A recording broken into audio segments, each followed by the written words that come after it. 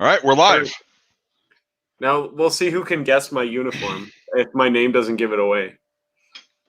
So we're talking about Boonie hats because I have a giggle hat on, but I can't wear it how the Australians wear it down because it wouldn't work with the headphones. And I was saying, like, when we were in Iraq, we were allowed between the months. It was really dumb, like where we were at. It was like between the months of May and September, we were allowed to wear the Boonie hat or the patrol cap if we weren't doing anything. But after that, the Boonie hat wasn't allowed. And I'm like, well, it's still fucking 80, 90 degrees here. It's still, the desert. Who cares? Right. Yeah. So no, I wore the fuck out of mine because it's like it kept the sun off. It was functional, Yeah. So now are you okay? So this is going to be a thing. Wide brim or narrow brim? Neither. I like the regular. Fuck. I can't dig mine out. I don't know where the fuck. It's US size, the intermediate. Yes, the intermediate. That's my favorite. Yeah. Yeah. I think I like the British ones, the very narrow rim ones. Yeah, the really narrow, and that's that was in Vietnam. A lot of the SG guys they loved that shit. And I'm a huge fan for a reason because I'm one of those psychopaths that really like to wear a hat underneath their helmet. And yeah, you can do that with that hat for that. Yeah, exactly. So. I just liked it for. They didn't let me keep my ECH. I didn't have an ECH ever. No, the ECHs didn't come out till after Mike was done.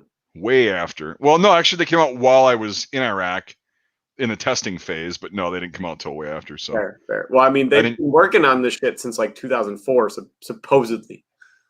So yeah, but the earliest date I've seen for an actual ECH is 2009. Yeah.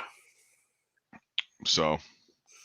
But no, so the intermediate, because if you want to wear it, see, I never liked wearing anything underneath the helmet because our liner's different, obviously, than yours. Yeah, the suspension liner, it was nice having a hat under there because it helped distribute the weight a little bit. So. Yep, and the ACH, I had mine so freaking just absolutely perfectly molded to my specific head. Yep. That it was it was great. It felt good. It was hot, but whatever. But no, when we weren't hot though. Yeah, but when we weren't wearing helmets, I like the Boonie hat because the sun was so intense there. It was it's really intense. Yeah, well, it's the and Cody, go lay down. Yeah, and it's it's way closer to the equator than we live. So fair. But yeah. So no, and there was some guys that were like, "Fuck that! I'm not wearing that. It doesn't look professional. It just looks like a whatever." Well, it does look pretty floppy, but that's a lot of just how the U.S. makes theirs. They don't make theirs really hot and. Well, nice. Here's the thing: is let me see if I can find this picture and share it. I wore mine Were you one of those guys that rolled it up and had the chin strap over the top? No, I wasn't Jesse the body. Let me see if I can find this really quick before we have our special little guest for a little bit. Where the fuck is that picture? I know I have it on here. But you know what I mean? How the I know what you the American Boonie hats look like bacon. They're all wavy and shit, Yeah, but that's the uniform in general. There were a lot of people that I saw wearing the U.S. uniform in a combat zone that looked like a bag of smashed up assholes. Well, that's what the U.S. uniform was designed to look like. You can wear it to the point where it doesn't look like that, though. You can. True. And a lot of guys from what I understand, got the ACUs tailored because they were just gigantic. Right. Yeah. Here, I gotta find this picture because I'll show you. Cody, lay the fuck down. That's not your food. He knows that you started doing something important, so he's got to be an asshole. Right, yeah. Where in the hell is this picture? Because it's actually a really good picture of my Boonie hat. And oh, is it the one I think you showed me it at one point before? Oh, here it is. What you're talking about, yeah. Yeah, here it's blurry and shit because it got whatever, but this is me sitting in singing an Alpha Palace in Baghdad. Palace. Yeah, a palace. At the time, I couldn't say where we were at, apparently, but so let me see if I can. For fuck's sake. I just saved it. God, I'm like a fucking boomer right now. All right, so I will share this really quick.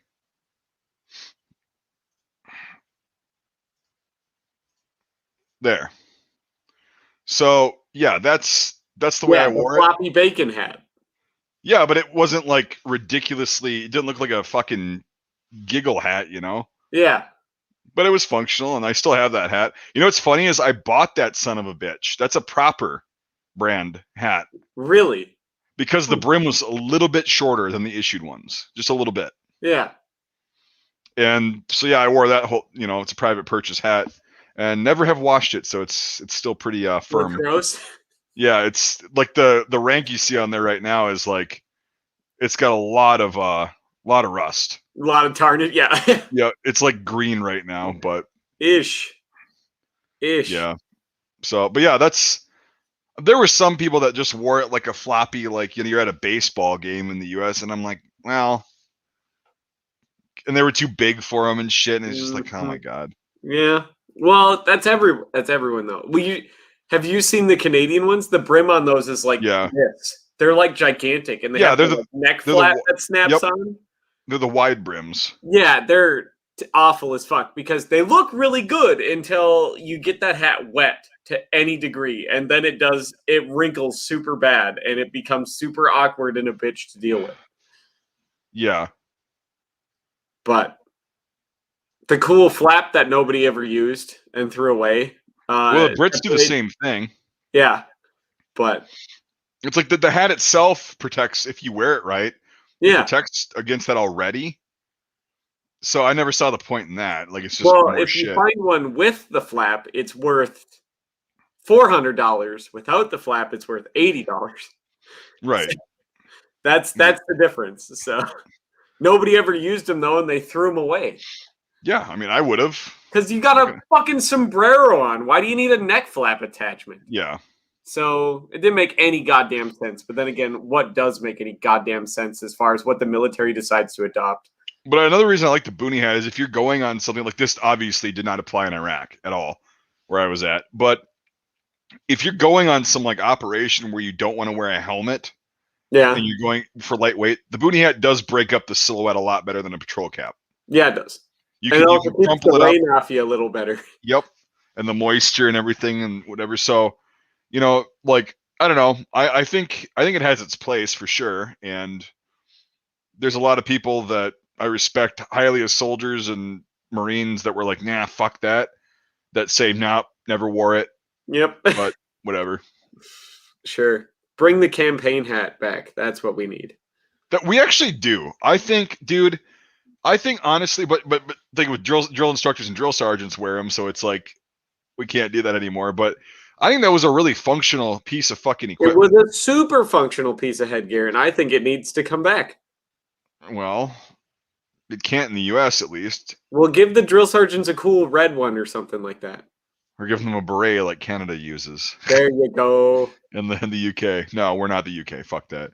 No, I like the campaign hat being a symbol now, even though it's very functional. Yeah, but I think it shouldn't be just delegated to drill instructors. Why not? Like we've got Boonie hats now. We've got fucking other shit. But it's like an icon of the entire military. At one point, the entire military wore that. Yeah. Even the fucking Navy had campaign hat.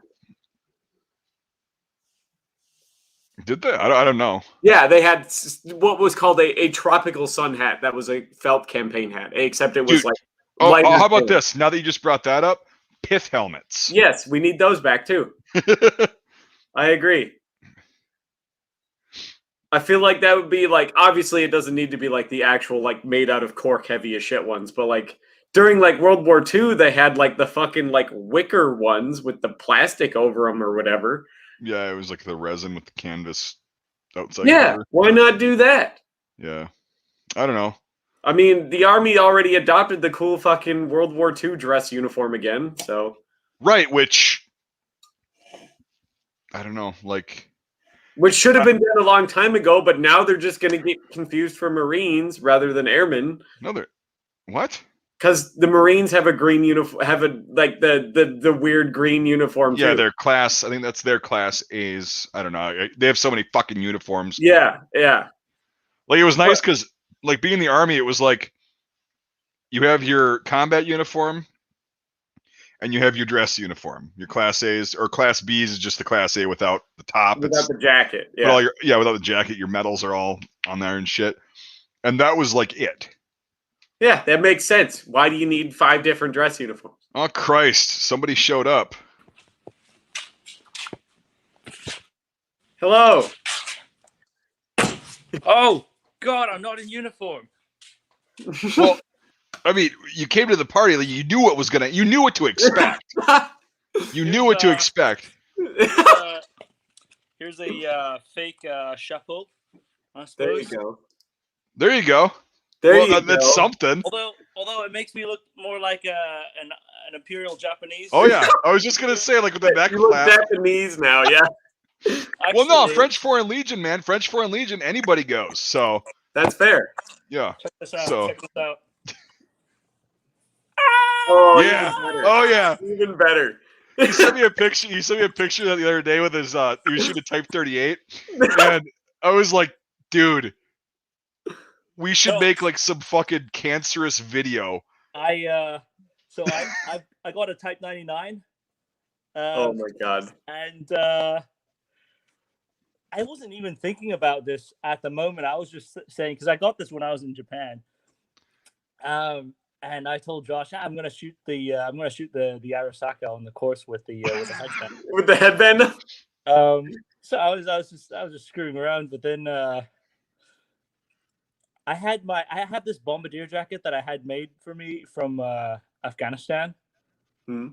So I'm wearing with a damn bombardier jacket, holding a bayoneted up Arasaka Type 99. Those are Type 9.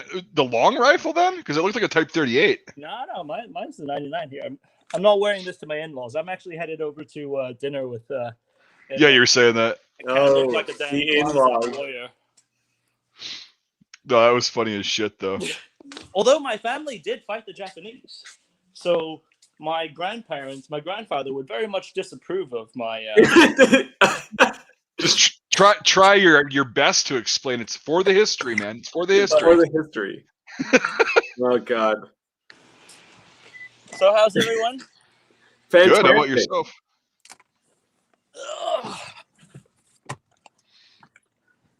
This is where evidently, according to one of our latest videos, my cousin dropped a G3 for me. He what? We just did a practical accuracy video with an HK91. Oh shit! Yeah, man, I actually quite like those things. That's a rifle. Like that's a rifle. Yeah, that is a rifle. That's a good description of it. It's a rifle. Like it's you feel it when you're shooting that thing. It's like that's yeah. Well, we had. Can you hear me? Yeah, you're good.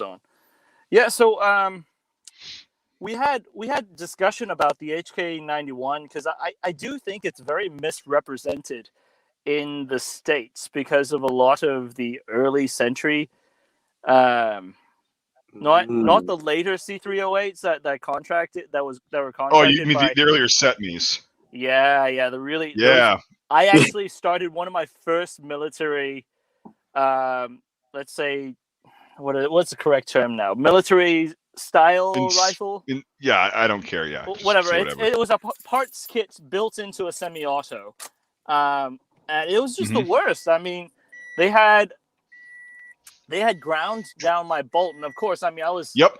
This was during the forum days, you know, that when you had to go figure things out on your own, and I checked the bolt gap. Like those guys said, yeah, I was like, no big deal. Why does it shoot so poorly? It recoiled like crazy, but then come to realize later on, it was just the bolt gap was the items were all out of spec. I mean, it was just horrible. It was a horrible experience. Yep. And I mean, that really turned me off from the roller delay blowback systems.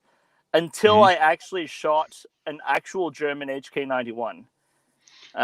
Yeah, it's a lot different. Yeah, and then I shot an MP5, and I was like, what I got earlier was a horrendous abomination. Oh yeah, for sure. And it's a shame because of the amount of G3 clones that there are worldwide. Yeah. It's such a pity that people would think that those things are bad because they're actually quite rugged. I mean, obviously, they're not all great, right? You know, there's everything's got its drawbacks, though. Everything's got its pros and cons, and you know, personal preference and all that shit. But the old school set means I had one way back in the day. I think there's still some videos on my channel from like 2013 where it was acting like it was just ridiculous. Yeah, I know exactly what you mean. It's hard to explain how it was just. It felt like you were shooting a freaking 300 Win Mag out of an AR-15. Yeah. And it was like, why is this rough? And it just, the recoil sucked and it just didn't, it wasn't, it was what I know exactly what you mean. And then, I was even turned off by the platform. And then somebody was like, dude, PTR 91s, trust me, it's a totally different story. Not at all comparable to the earlier, the ground bolt face Century set me's. And I'm like, whatever. And then got one, and it's completely right. Like it's a rifle. That thing is like, it feels like it should. Like you expect a 7.6251 semi-automatic rifle to feel like that. Mm-hmm. You know, it's not like it doesn't kill your shoulder. It's just like it's there. Well, how many countries use the G3? Because I'm trying to think about it, but it's like a shit ton. Yeah. I mean, I think the last I read, it was like 50 some countries use the G3. Shit. Right. It's almost as much as the FAL, from what I understand. I thought it was up there with like the FAL as far as like a doctor point. Yeah. But and the thing is, I mean, a lot of countries in, let's say, less technically inclined support was provided to those troops. Fair. Yep. To say, you know, some that are south of the equator. Yep. Oh yeah, for sure. For sure. Well, even countries that people wouldn't expect, like Pakistan. Yeah. It has a lot of G3s, yeah. But you know, the actually right now, Pakistan took over a lot of the, well, they didn't take over, but they're a licensed manufacturer for H&K items, products. Namely the roller delayed and roller locked, and there is a difference. So roller locked would be the MG3, MG42. Right. It bothers me when people mix those two up. They interchange them, yeah. I've probably done that, so. No, Mike, come on now. It's walked into popular culture to just interchange them, but it's not the same. But the interesting thing is, POF actually. This is I don't know if it's still current, but for a while, the last I checked, they still did some contract runs for the MG3 for the Germans. Really? In Pakistan? Yeah. So Rheinmetall and whoever else makes H&K and everyone else making this shit? Yeah. I've actually shot an MG3 that was remarked. What? Really? Yeah. It's interesting. Some of those things are quite interesting. There's that Pakistan's making shit for the German. No. Not remarked from POF. Oh. Remarked from, let's say, it was rechambered. From the last chambering of that. Oh, okay. No, I mean, you could say it on the stream. It was World War II German. Like it was dirty. It was a dirty chicken MG. Yeah. It was a 42 that got refitted and rechambered to a MG3. Yeah, it's like these numbers are very peculiar in this position. Yep. Yeah. No, it's. Well, here's the thing: is like the overall design didn't change. It just the gas system was a little bit updated because they lowered the rounds per minute, which is understandable. Yeah. But the entire receiver and shit seems to be about the same. It's you just rechamber the bolt head and I believe you rechamber the bolt head, the barrel, the recoil system.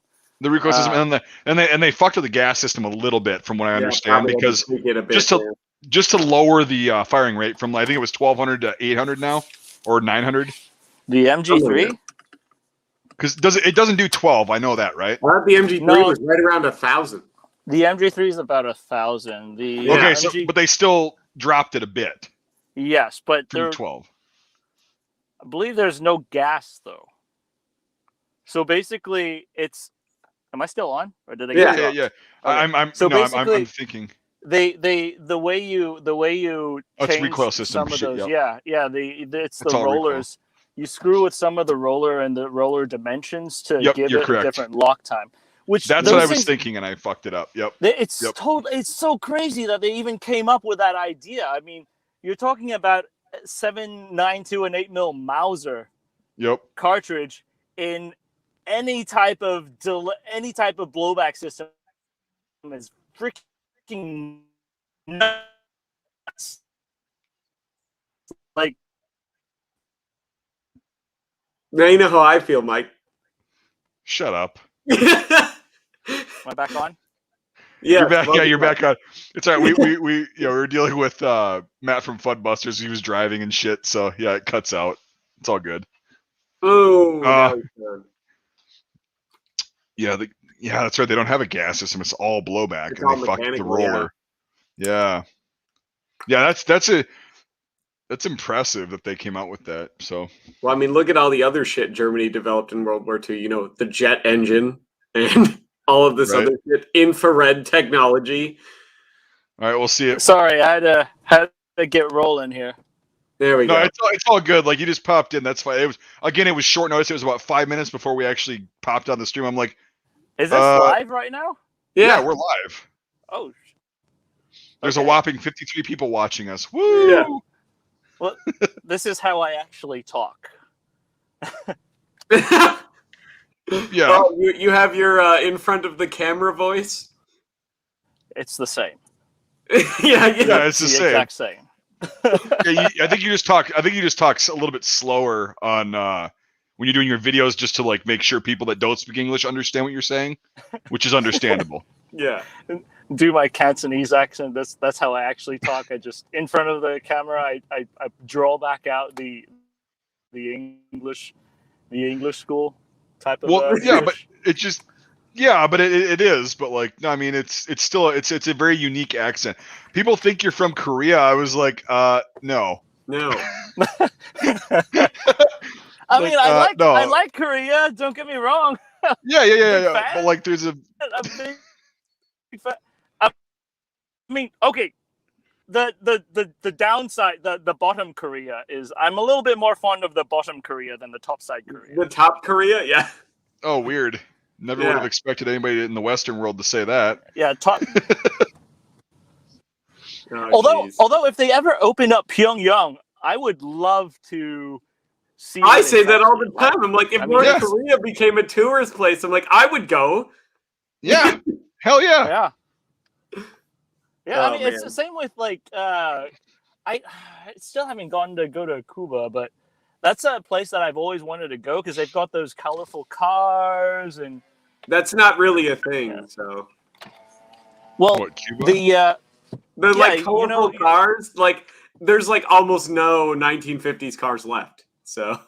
Well, they're all Frankenstein cars now. Yeah, they're all cannibalized because it's so hard they had for them no to get parts the parts for forever. Yeah. But it's cool. Cuba's cool, except you're still gonna see Honda Civics everywhere, unfortunately. So. Oh. Goddamn Honda it's like Civics. Cutting in and out. It's all good. Yeah. Oh, so they got. I guess their economy opened up and they got new cars now. Well, they've always been open with the rest of the world. Japan traded with them. Just because the U.S. stops trading with them doesn't mean everyone else quits trading with them. Yeah, that's so the Japanese cars are the thing there. Everyone has Japanese cars. Yeah. So like time didn't just stop and they stopped in the 50s. They've had like Honda Civics and they have skyscrapers and internet and like stuff like that. The last time I went there, I talked to one guy who owns the one internet company in Estonia, and his whole company was like, he's like, you could get 5 like full Wi-Fi signal in the middle of their largest national forest. Oh, What? So the Baltics. Yeah, and he's like, that's just how it is. And I was talking to this guy, and he was just there, and he's like, I own the internet company in Estonia because everyone goes to Cuba other than Americans. The Baltic states have the fastest internet in the world. Exactly, and this is a guy that owned it. I can't remember his name, but he was he's like a guy in his like 60s. And they brought it to Cuba? Yeah, he was just chilling in Cuba on vacation, I guess, like everyone else. So you're like name dropping, or are you saying that he brought the fast internet to Cuba? No, he was just on vacation in Cuba, but he owned an internet company in Estonia. No, the Cuban food. I freaking love Cuban food. I think we were talking about this. The fried plantains. Yeah. What do they call their pork chops that they make? Oh, no idea. I don't know the name of the pork chops. I just point whenever I go to these places. I just point at this. Yep. It's like, that looks really good. But like an actual proper Cuban sandwich too. Yeah. Like just pork with ham and pickles and fucking mustard. It's like mustard. Oh yeah, that's. And there's they're cortalitos, the little Cuban coffees. Yeah, that come in the little baby cup. Yeah, that really are like nice too. Make your heart feel like they're gonna explode. I love that stuff. I lived in France too, so like I love just sitting out in a cafe with like a little baby. Little espresso thing. That was nice. Getting really fucking jittery, but trying to play it off is like, I'm good. We're all good. Yeah.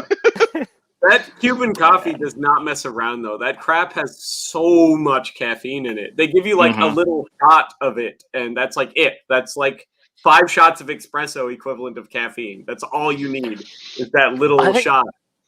It's like Mike was talking. Were you talking about the Turkish coffee a while earlier? I was talking about like the tea in general, like in Iraq and the Turkish people that were working while we were there. The contractors. I see. I've never had.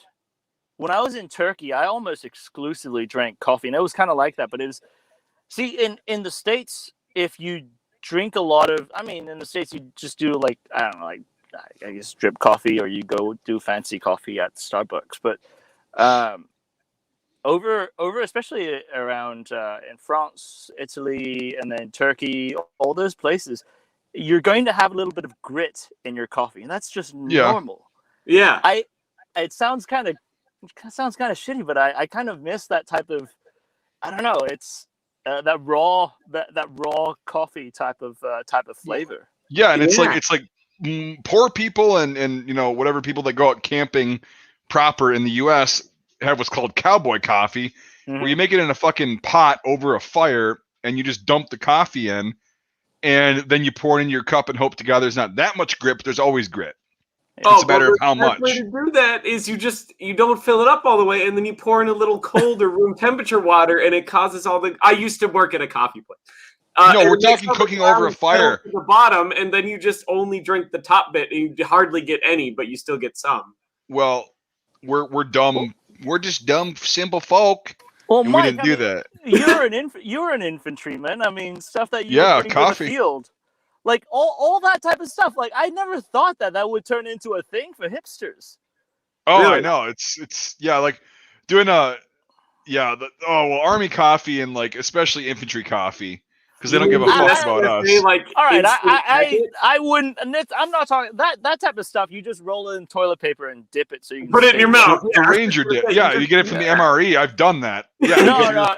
If that turns into a hipster thing, I'm just like I'm done. No, but I'm talking like the where you've got the whole cadence and basic is like it tastes like muddy water and looks like turpentine, right? Yeah, but you kind of learn to enjoy that though. It's something. Oh, dude, because it's like you wake up in the morning. Yeah, you wake up in the morning and you're like, wow, great! I got 2 hours of sleep last night. Woo! All right, what do we got for coffee this morning? And it's like lukewarm. And it's not coffee. It's almost jelly. It's so fucking thick. And it's like, okay. I want those cups at the end of the industrial maker though that are like road tar. They're like axle grease coming out of the nozzle. But that was our like. So if we had a Mermite full of coffee, that was the beginning and the end. What? Like, yeah, it was bad. They made it so fucking thick. Like, I mean, we're talking. I don't know what the content caffeine wise was, but no, we each get a cup in the morning, and it's like, fuck, you know, because you can only bring so many energy drinks out because it's extra weight that you have to lug around. Yeah, dude, and energy drinks like they get so old after a while, man. Like, right, it's nice. It's nice having some type of, like, when I was in Afghanistan, I used to, I don't know if I should have really done this, but I used to get like whatever their tea is, which I later on found out it's just like Chinese green tea that they got from China. And then they would mix in whatever spices they had, and then pour an unholy amount of sugar in it. Like, how do they not all have diabetes? The amount of sugar that they put into their tea. Cardamom, green tea, and mint. The whole tea. Yeah. That was awesome for us, especially in the mountains. But I've heard stories, Mike, from you guys in Iraq where, I mean, guys would just put normal, just room temperature water into a canteen cup and a ramen cookie in it, and then just stick it outside in the sun, and it would cook itself. Yeah, you could. Yeah, oh, dude, the sun was so fucked there. It was like, yeah, I was talking about this on Discord the other day. Like, I took there was a gate, like a big gate, right, and it had like a pipe that was the locking mechanism, and there was a chunk of ice from one of the coolers that we had around. And it was like huge. And I was like, let's see how long this takes to melt if I just put it on this pipe and slide it down. And this pipe was maybe about 15 feet wide. And this ice chunk was like that. I took it out of the cooler. I went and slid it down, and it made it about 6 feet. And it was completely melted. And I'm like, wow, that's fucked. And then, yeah, you could melt things. You could fry things on just anything exposed metal or even concrete, because it was so fucking intense. Like, it was so hot. And yeah, we make sun tea. We take like the water bottles, which in hindsight probably wasn't the smartest thing because of the microplastics and all that shit. All the BPA.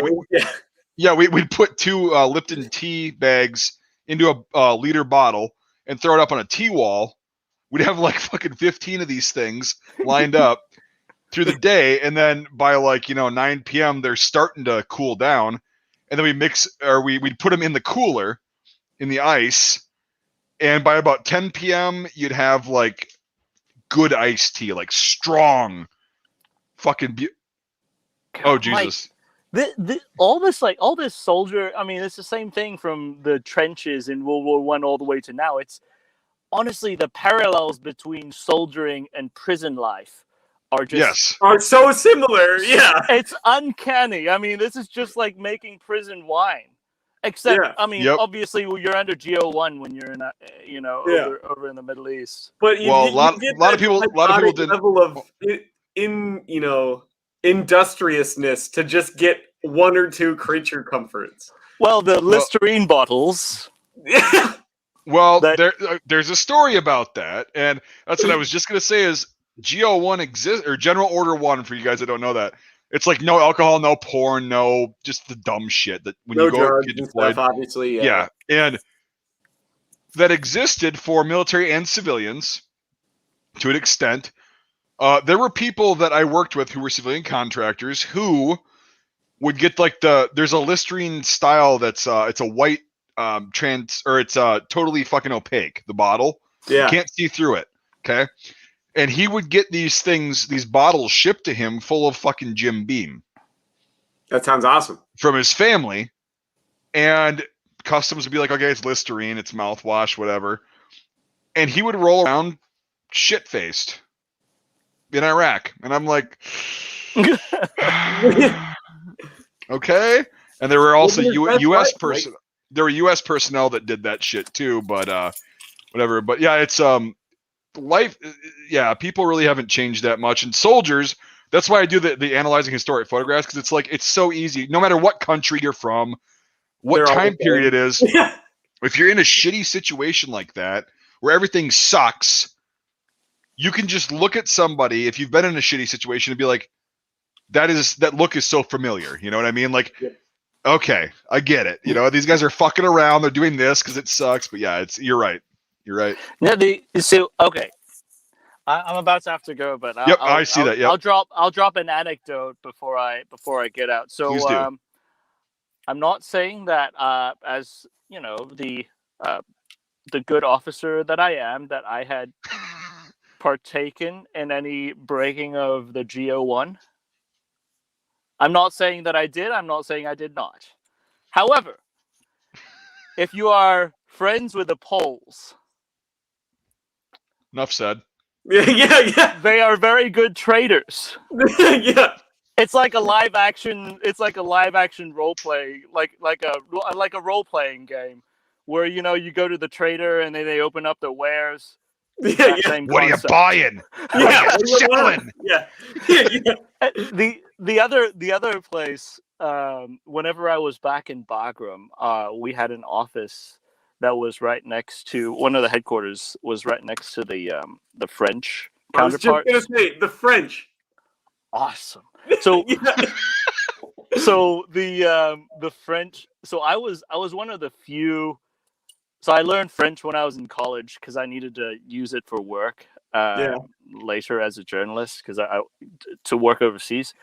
So I was one of the few officers who started bullshitting with the French officers whenever we were in the DFAC. Just you catch them off guard. Oh yeah. And became pretty good friends with a good amount of guys in the RCE's headquarters element. Those are the guys I told you. Every morning they'd run 13 miles, then the colonel would lead them. I mean, very, very fit soldiers. Very nuts, but yeah, very fit. Yeah. They, I used to. Okay, I forget it was Friday or Saturday. They would host a little thing, and they were not under GO1, so only their friends could go into their compound. And they had their little Alliance bar that they had right there. They called it the French Touch Tavern. I know it sounds totally pervy, French Touch Tavern. Yeah. But I mean, they used to have soft stuff, Heineken's or whatever there. But I was there when their element, Task Force Lafayette, was leaving Afghanistan. And for that, oh my goodness, they flew in so many nice saucisson baguettes, different types of fresh cheese, and vintage Bordeaux. Yeah. And which you never partook in because you were a good officer. Of course. Yeah, well, you just watched. So it was interesting because there were I think there were that night there was about 3 or 4 of Americans who were in uniform there. And it's only, it's like one of those things, someone to get into the French compound. And so we didn't know each other, but we knew that we knew someone to get into the French compound for their farewell party. And so we were all in uniform. We all knew that there was GO1. We were in different parts of the French Touch Tavern. And we were kind of looking are they participating? Are they not participating? Yeah. Yeah, so I'll just leave it at that. Yeah, I mean, you're a great officer, so it never happened. You considered it. They thought you were still cool, and you didn't have to bow to the pressure. I get it. It's all good. I won't elaborate on it. No, I get it. You don't have to. It's already established. It's already established. Nobody broke GO1. It's all good. Yeah. Yeah. But how many liters of absinthe were there that you could count? What? Yeah. Oh, yeah. I mean, oh my God, it's a long night, Yeah, fair. Winning allies' minds is a tough job. I'll tell you. That's right. Hearts and minds is a lot harder than bombs and fires. It really is. It really is, though, because so many guys just want to go out there and kill shit, but there's consequences, lots of it. Not if you kill everybody. Well, there's always one. Yeah. But, all right, Henry. Hey, thanks so much for popping in. We'll talk to you later, man. Good seeing you guys. See you too. Gosh, he's a fun guy. I like Henry. Yeah. Yeah. We'll probably be doing more in the future. I literally, I didn't even think about it. I forgot it was Friday until I messaged you, and then I took a nap. I did too. I took a nap. I took a nap, and I totally forgot. I was gonna text him earlier and be like, hey, you want to come out for the night? And like 5 minutes before we got out, I'm like, I know this is late, but you want to pop on? He goes, pop on, yeah. Yeah, I got plans, but I can pop on for a couple of minutes. So I was like, yeah, okay, cool. That's right. But well, that was one thing because once again, I also went to Afghanistan. The French, well known throughout history for drinking all the time. So don't they?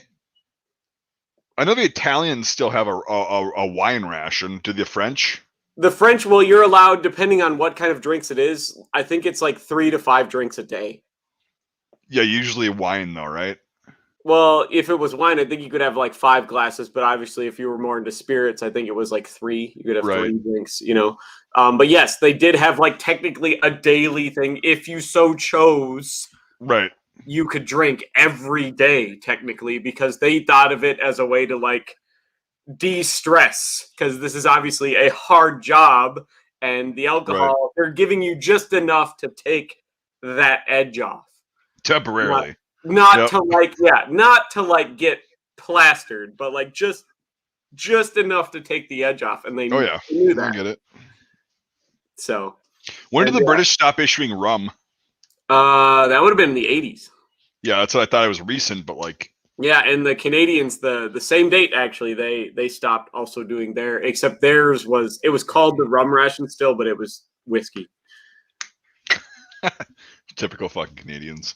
So but they stopped it in the 80s as well, and it was a big thing, I guess. Like the whole military basically like stopped working on that day, so that the whole military could like at like I think 7 p.m.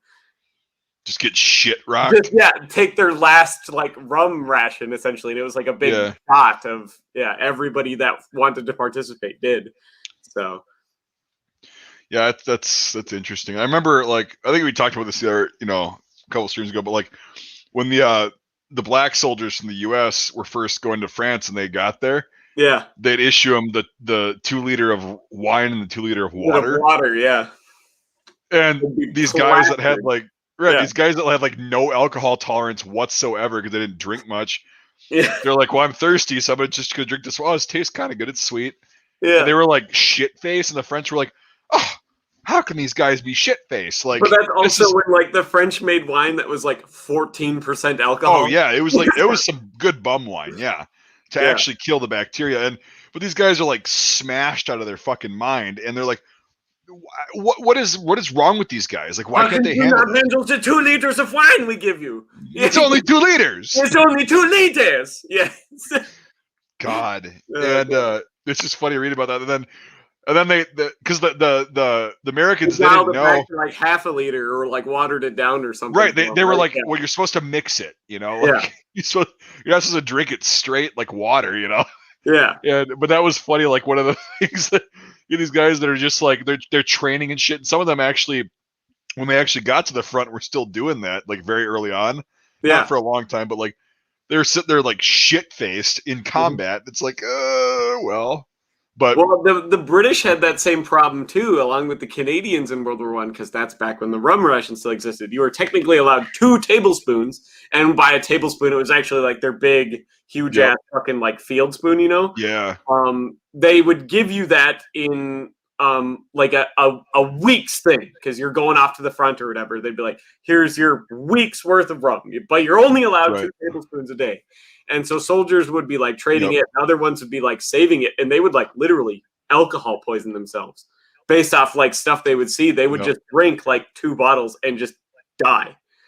And so then they seriously went to like strict 2 tablespoons, and you were not allowed to have any at the front, and you would go behind the lines and you would literally get your spoon out, and they would go and like fill your spoon and you would drink it, and they'd give you your second spoonful, and then you would like go get your food, and that was like all you were allowed.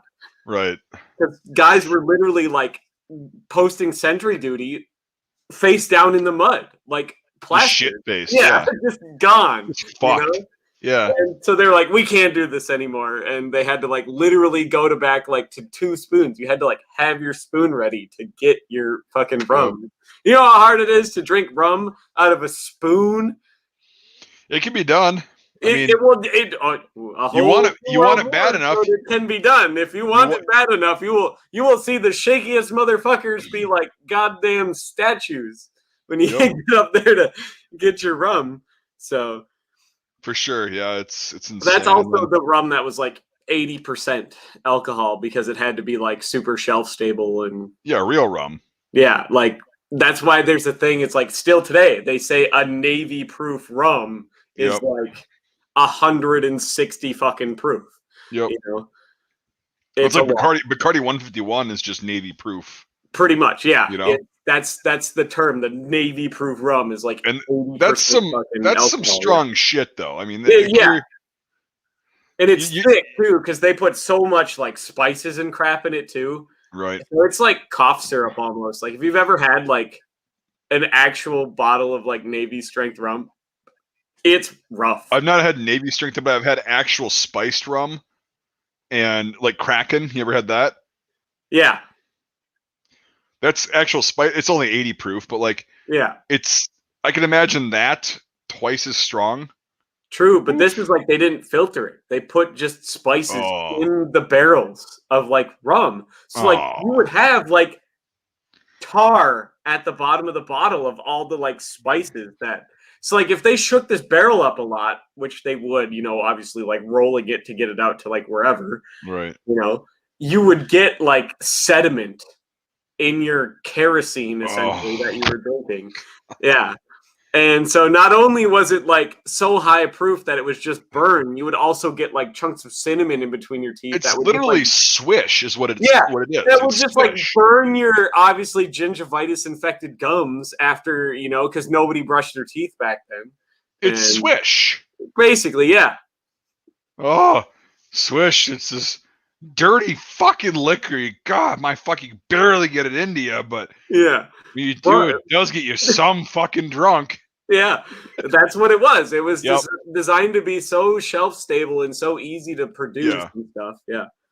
And the 2 companies that actually contracted it for the British military still make it to this day. They obviously filter it now, so you don't get all the grit in it, but they still make it with like the same recipe from like the 1700s. God damn! Imagine the hangover on that. That's why you got 2 tablespoons. No, but like the guys that overindulged, right? Yeah, like, for sure. I mean, see, you imagine a hangover off of just clear, pure, like Everclear, right? Just straight up grain alcohol. Yeah. Now add all this other shit in there. Solid. Yeah. Ish. But like, and also like, I can only imagine the flavor because by talking about this is it was made with, because obviously that was still back when like sugar and molasses and stuff like that was like good product. So what they would do in order to make it to sell to the military, obviously this company, is they would buy molasses that they would like burn or like overdo that they couldn't sell because it wasn't a good enough product. So they would get like burnt molasses runoff. And it's it like would Lucky have Strike like tobacco. It's like Lucky Strike tobacco. It would be like rough tasting too. On top of being, you know, 80% alcohol, it would have like this burnt flavor to it and stuff. That's why they should have contracted with the Americans for just some straight up fucking white lightning. That's pretty much what Canada issued. It was just white corn whiskey essentially. Yeah. Yeah. Just like straight up white lightning. You don't need to age it. You just need to fucking issue it. Yep. And it was a lot easier that way. So. God, just drink it like, just fucking imagine that. Like, I should find a bottle of that, of the like company that still makes it. Obviously, not the original stuff. You should. Oh, you can't. You can make it legally. You just can't sell it. Yeah, but that would be interesting to like buy a bottle of Bacardi 151 and just throw a bunch of shit and shit in it and shake it up. Yeah.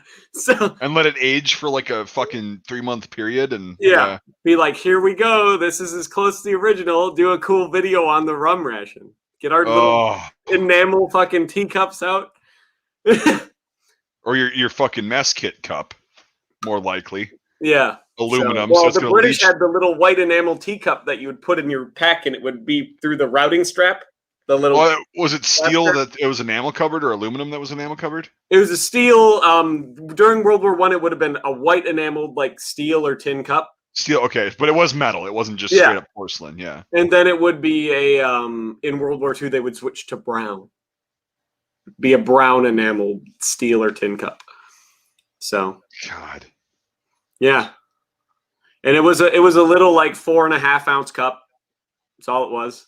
I just want to go back really quick. I don't know how much this is, but FJ, that guy, Norwegian crowns or krona, 100 of them.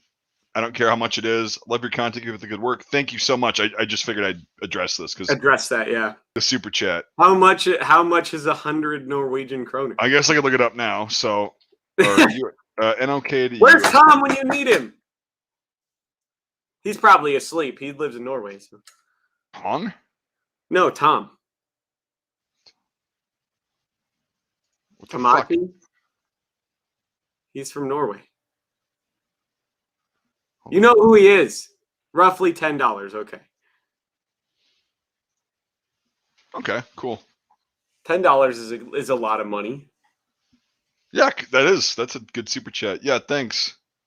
Really appreciate that. I'll keep making content. I made the FUD killer today, like just the dry firing every fucking. I saw that, and I was like looking through the comments. I'm like, I want to find the first guy that's like, you shouldn't dry fire your guns.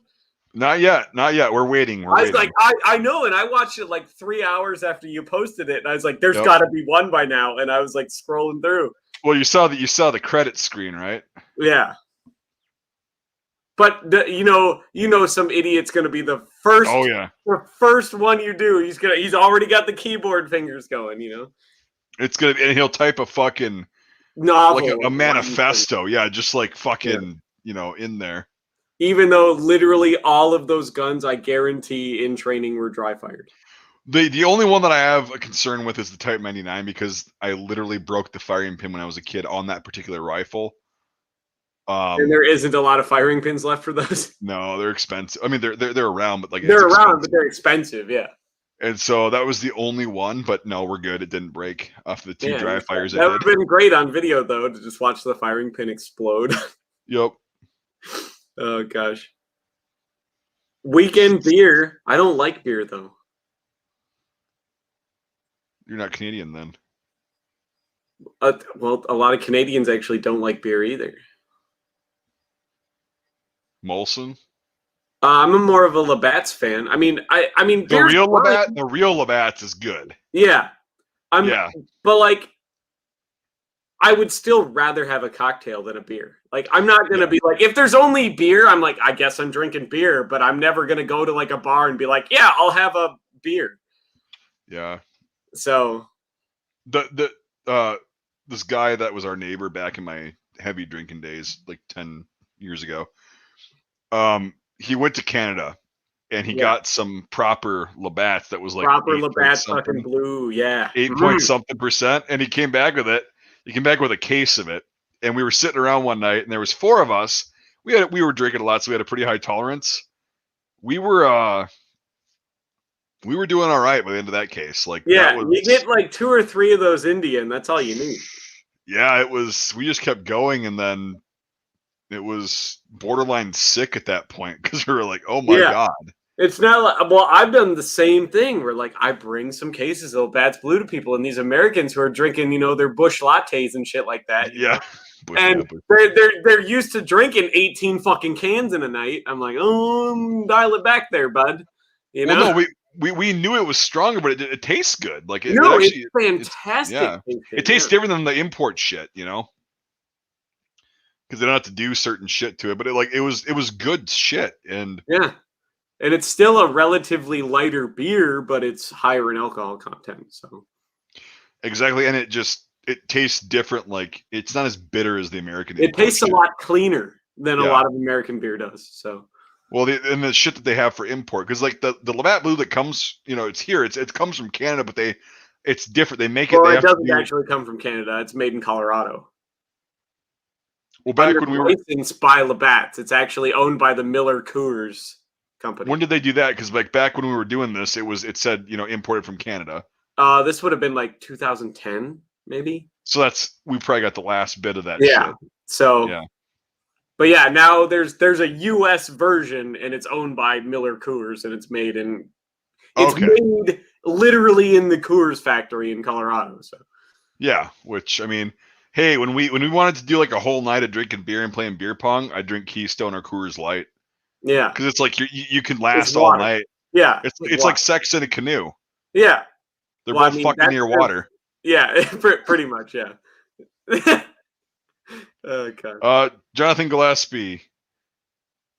That's not FUD lore. That's more that expands beyond FUD lore. True. That's people that just. I might start a series called Busting Bullshit. Yeah. But I'm sure you've bought one of those helmets, Mike, that has rust on it because of the blood in it, the blood pitting. Blood pitting. Yeah. And it's like, yeah, it's. I don't know. I got to figure out the series because there's so many tropes that they don't fit into the FUD lore category. I think I've covered basically everything a FUD says because they're really not that educated and not that fucking interesting. Yeah. But like busting bullshit, but I mean that's too vague. Like busting what bullshit? So, but like I want to do this where it's like, yeah, most likely it's not blood pitting. Blood pitting looks significantly different and it's very rare. Yeah. Very fucking rare. Yeah. And also, and I've seen it on wipe the blood off. How is it any different than just regular pitting? Right. Well, it's more acidic. Yeah. So I mean, but you'd have to really know what the fuck you're looking at. Yeah. To be able to differentiate. Well, you could also get some regular pitting. I know that looks just like it because I've seen regular like saltwater pitting is very similar. Somebody that lives on the coasts, yeah. Right. Saltwater pitting is very similar to blood pitting. And it's just like a bigger crater and it's shaped, and I'm not an expert, but like from what I've seen, because I literally saw a helmet that still had what I believe to be brain matter in it that was dried. Yeah. And there was provenance to it.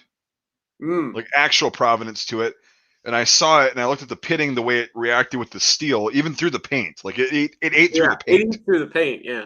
Well, I've had a similar story where, like I told you, I found one that had literal bits of like bone and hair. Yeah. It's still in it. Yeah. Yep. And then you look at that, but the pitting, it just looked a lot different.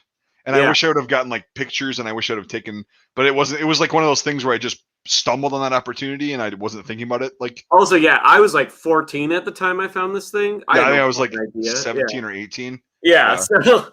Yep. Oh, Jesus. I already did a bull moose. I did a 22 is the most deadliest, whatever.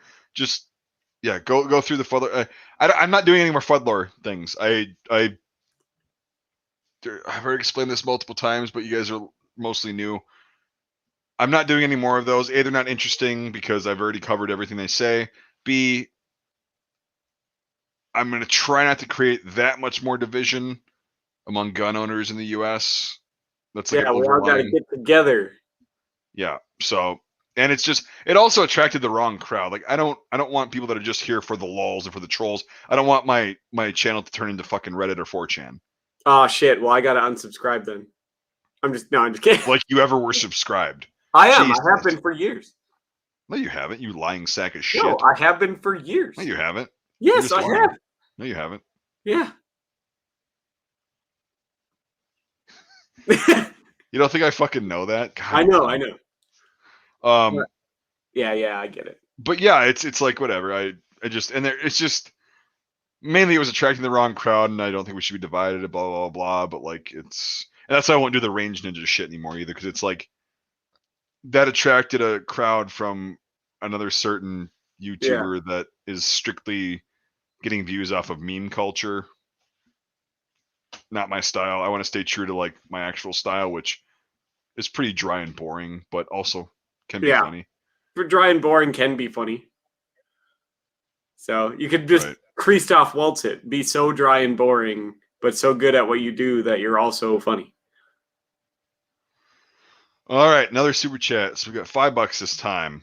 I really wish I could get some fucking Norwegian krona. I wish I could fucking get them over here, like instead of just them converting it, and yeah, that would be so cool. I don't get a lot of Norwegian import stuff. They stopped surplusing stuff a long time ago. When I can get it, it's made very well. I love it, and so do my customers and fans. Like, we had some of those cool Norwegian M1s a while back, and well, I didn't get those from Norway though. no, but those are also not Norwegian. No, they were made in Denmark and Austria. Denmark and Austria, yeah. So I know that, but they were used by the Norwegian military, and they made it back to Germany somehow, which is fucking cool. But the one that I have in my collection, that fucker is almost mint. Yeah. And all I did was I threw it had the net and everything. I just threw some burlap underneath it. But I'm finding like there's not a ton of like Norwegians because there's not much World War II stuff. There hasn't been. For a long time. And then like all of their stuff after World War II is fucking American equipment anyways. And leftover German. Yeah, but like, but like in the 50s and 60s, they just standardized on like 36 pattern fucking web gear. And then they went on to like Allen shit. And like that's just what they've used. Just like we have that. We have like most NATO countries, yeah. Yeah. So like and then, NATO, oh, they used M1s. I mean M1 Garands, Mike. Have you ever heard of those in America? That's like the moist nugget, right? Yeah, exactly. So yeah. But like it's one of those things where they had so much US stuff. It's like, cool, I'm getting a stamp that's a Norwegian stamp, but it's the same gear we've had for years. Right. So, but what do you do? I'm gonna take 5. If you want to keep going, you can take 5 too. It doesn't matter. Like, we'll be back. All right. I think I'm pretty good. I think I'll hang out. All right. I might open the window because it's hot. I'm gonna let the fucking weasel horse out because the weasel horse. Now it's Papa Devon time. Put my helmet back on for this.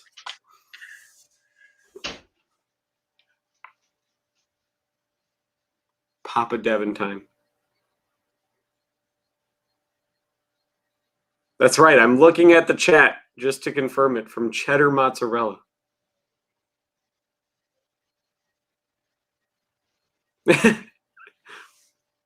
Someone was asking about my cool uniform. This is my first reenactment uniform, actually, from way back. It was an Imperial Russian uniform. This one's actually a really good one. I don't remember I got it. I've had this thing for probably 10 years.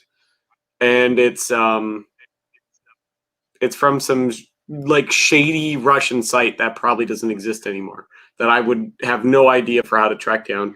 And it just has infantry shoulder board. So technically the Tsar Loyalist is okay because this is just the infantry color. So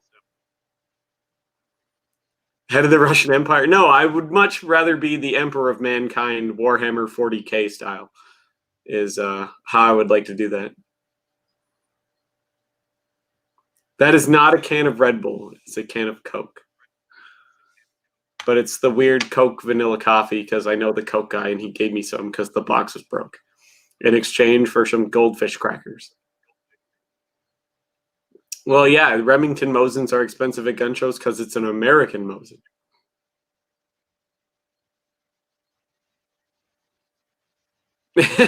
So that's why. No, 32 ACP is the best handgun cartridge ever made.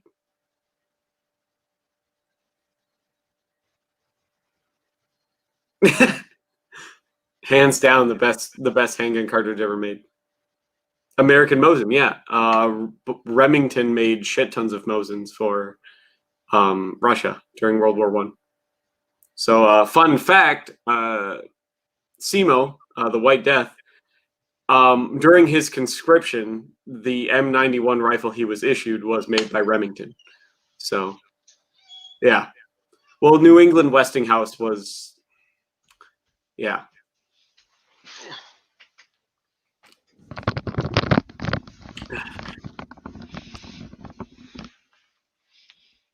We were talking about American Mosins. People are wondering why are the American Mosins so expensive, like the Remington ones. Because I didn't make a lot of them and they all stayed here. Well, most of them stayed here. Well, shit tons of them were also like converted. Bannerman bought like all of them and changed them to like 30-06 and fucked them up and sporterized them and rechambered them and tons of other shit to them. So there's not a lot of them that are like actual unmodified Mosin Nagants. So, but they're cool. That's what Camo used as his conscription rifle when he first joined the Finnish army. Was a Remington made. What's I said? Yep, the ones that weren't sold or whatever on the civilian market, they went to Finland. Well, they delivered to Russia. They got some deliveries of the Remington Mosins to Russia. So, yeah, but like the ones that were made like in the 20s, like the U.S. sold a shitload of them to Finland. Well, yeah, they sold parts and shit, to Finland, like receivers and stuff, though. Mm-hmm. Like so because Russia wasn't going to be paying for them after they weren't Russia anymore, right? So. And the U.S. government bought a shit ton of them to bail out Remington because that was a huge contract they were relying on. Well, at least they bought something and then sold it. Yeah, and then they sold it all to... Well, they were going to put them all together, and then Finland went around asking everybody and their grandmother for Mosins. And America was like, take them. Take them. Yeah. So that's how that works. That's how that works, baby. I'm trying to burp and I fucking can't. Got a big air bubble. Yeah. Just shitting in there. It'll go eventually, or you'll throw up. One of the two. No, I'm not gonna throw up. That's what everyone says until they throw up. And then it just on a live stream, just fucking. Yeah. Well, we came close with those peppers. We came close with those peppers. Yeah, we did. That was close. I could supposedly be heard throwing up. Well, right, because I told you I'm like I can just keep swallowing for a bit. Yeah. You were like it was in your fucking throat. I was like I gotta go. Yeah. I'm like you take the fucking toilet. I got the deck, and I'll just go puke in the yard. Yeah. Oh God. Ew. That was rough. That was rough. And then we got Culver's as a reward. So that's right. We got Culver's as a reward. Culver's is fantastic. I need to go there again sometime. Yeah, I've done a bit of a cutback on eating spicy fast food. No, fast food. No, me too. I don't think I've gone to like a fast food place and I think the last time I told you I was going to go to Culver's, which was months ago. And to be fair, that was the only time I went. So in months as well. So one time in probably half a year. Right. And it's still like you go there, you're like, well, I could make this at home, but it's the experience. No, I wouldn't got a walleye sandwich. My ass, I'm making that at home. That is very true. So I'm not, well, I probably could, but it's not going to be anywhere near as good for the same fucking price. Yeah, so. Exactly. No, that walleye sandwich, I tell you what, boy. Yeah, you go there and you get a butter burger and a walleye sandwich and you just fucking chow down.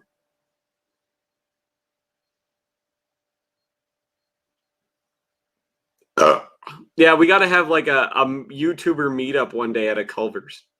Have everybody plan to drive out one weekend, and we'll just all be at a Culver's. We're gonna make everybody that doesn't live anywhere near us like drive all the way out to us and have a YouTuber meet and greet where we could sign autographs and take pictures just in a Culver's.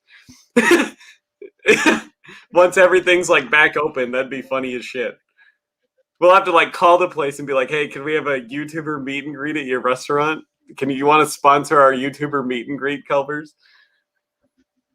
Just keep feeding us fucking fries and goddamn Butterburgers and custard. Oh, Butterburgers, frozen custard. Fucking. Yeah, God. Well, we talk about it so much, we'd have to like almost embrace the meme a little bit and just have the YouTuber meet and greet at a Culver's. If somebody came in and said, "You are a fat fucking American, right? And we're invading your country now. Your punishment is to live on fast food for the rest of your life. Choose which chain you're going to eat at." Culver's. Oh yeah, hands down. Because you work because they have a good variety of food. That's what I mean. You can work a lot of it off. If you're like, well, that's what I have to eat for the rest of my life, and it's a variety. I can go and be physical. And it's just,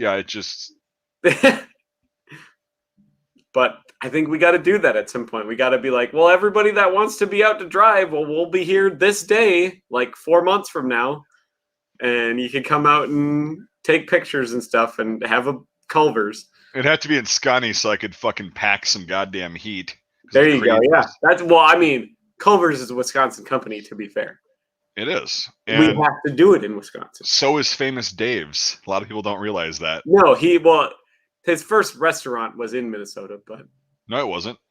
Nope. It was in Hayward, fucking Wisconsin. Look it up. That's right. Now that you say that. Famous Dave's, definitely a Wisconsin thing. Yeah. He's from here, though. Maybe, but like when I was in Long Beach 8 years ago, they were like, coming soon, Famous Dave's, and they had like this big thing, and everybody was so excited about it. I'm like, really? Like it's like it's okay barbecue. It's the Applebee's of barbecue. Yeah, it's okay. Well, yeah, it's not terrible, but it's like the Applebee's of barbecue. They turned the one in my city into a chiropractic clinic. Right, because they're all failing. Because but it's well, it wasn't that they were doing that. It's just that the couple that owned it retired and nobody wanted to buy it for the price they were selling it at. Right. And so they ended up just selling it to a retail, like a real estate company. And then they sold it too. And so now it's got like the little like metal flame detailing around the outside. Yeah. It's still orange and red and stuff. And it's like chiropractic. And it looks like a satanic chiropractic place. So oh God. We need to have security. Why would we need to have security? Security is a 45 on my hip because they don't make a 46. Right. I wouldn't need to have security. It'd be fine. If somebody came up and said, "You said this to me online," I'd be like, "Yep," and I'll say it to you again in person. Like, that's what it is. That's right. Now get on your knees and beg for your life. No, we don't have to fight about it. It's just like nobody's going to get along with everybody. I'm just suggesting that somebody get some sexual favors out of this. I don't want sexual favors from strangers, though. I'm not a whore. I mean, arguably, that's the best sexual favors because you don't. Then I'll just send them your way. I'll be like, Devon's a certified dirty whore. Sold. Let's do this. Let's do this. So we got to have a meet and greet. Where are we doing it, Mike? When are we doing it? A long time from now, Devon. A long time. September 11th this year. We could. Yeah. Get some other like. The underbelly of the gun tubers, get all them. To come out and have a meet and greet at Culver's in some bumfuck city in Wisconsin. I mean, that's not a bad idea, really. I think it's a decent idea, yeah. Eventually to do. That'd be cool. I think that'd be cool. Yeah, I mean, it would just be we'd invite whoever, and it'd probably just be me and Devon and I that were there. But yeah. I actually probably if nobody shows up, it's just having Culver's. Right. I just probably wouldn't even pack heat. Like, yeah, it's just Culver's. So what's that going to do? Like, I get to go to jail if somebody tries to rush me and I decide that my life is in danger. Yep. Or everybody else that's around me that doesn't hate me, or at least is like, well, it's fair that you're an asshole consistently. Jumps them. Like, what do? Have a concealed carry meeting at a Walmart. Yeah, that's always gonna go well. They have power meetings. You ever seen one of those? Yeah, with the like cult things they do. Yeah. That for some reason they don't do in the back room, and they decide to, for one, in everybody's fucking way, do it out somewhere in the store. They do it at the local one. They do it in the back aisle, which has got like all the eggs and yogurt and milk and liquor. Yeah. Oddly enough. Because we're in Wisconsin, so Walmart sells liquor. It's pretty cool. Well, they do here in Minnesota too, but it's got to be below a percentage. Yeah. I usually go shopping in the morning, like even before all this shit last year started. I just don't want to be around people. I don't want to fucking crash into cars. That's when I like to go too. Yeah, it's really early because nobody's there. Right. It's like, so I usually go in the morning, and it was a couple of months ago. I've seen it before, but like I went because the way I shop is like I have a way that I shop in Walmart. I go to a certain aisle and I just kind of make a it's a pattern, right? Yeah. You know what you want. That's what I like about people that know what they want. Get in, you know where the shit is, get it and leave. Make a couple impulse purchases that you don't really need, but you're going to use anyway. But and like, then they're also on the way to whatever you're going to get. that's what I mean. That's the spirit of American consumerism, like impulse purchases. Get your shit and get out of the fucking store. Yeah, get your shit and get out. I'm tired of working around people that are like reading every fucking box and they're like, oh, I can't have, gluten. I'm like, this is the bread aisle. Get the fuck out of here. Like, what are you doing? I do that, motherfucker. I know, but like, there's a gluten-free I don't. aisle with the gluten-free bread in it. Go to the sign that says gluten-free. Well, what's weird is so to be fair, but it is very well displayed. In the middle of the bread aisle, they have like 2 gluten-free options that are Sam's Choice brands. Yeah. Of bread, and they're actually pretty good. And they're always sold out. But why is the lady reading all the fucking Country Hearth bread then? No, I know what you're saying. I'm just joking. But like, no, it's.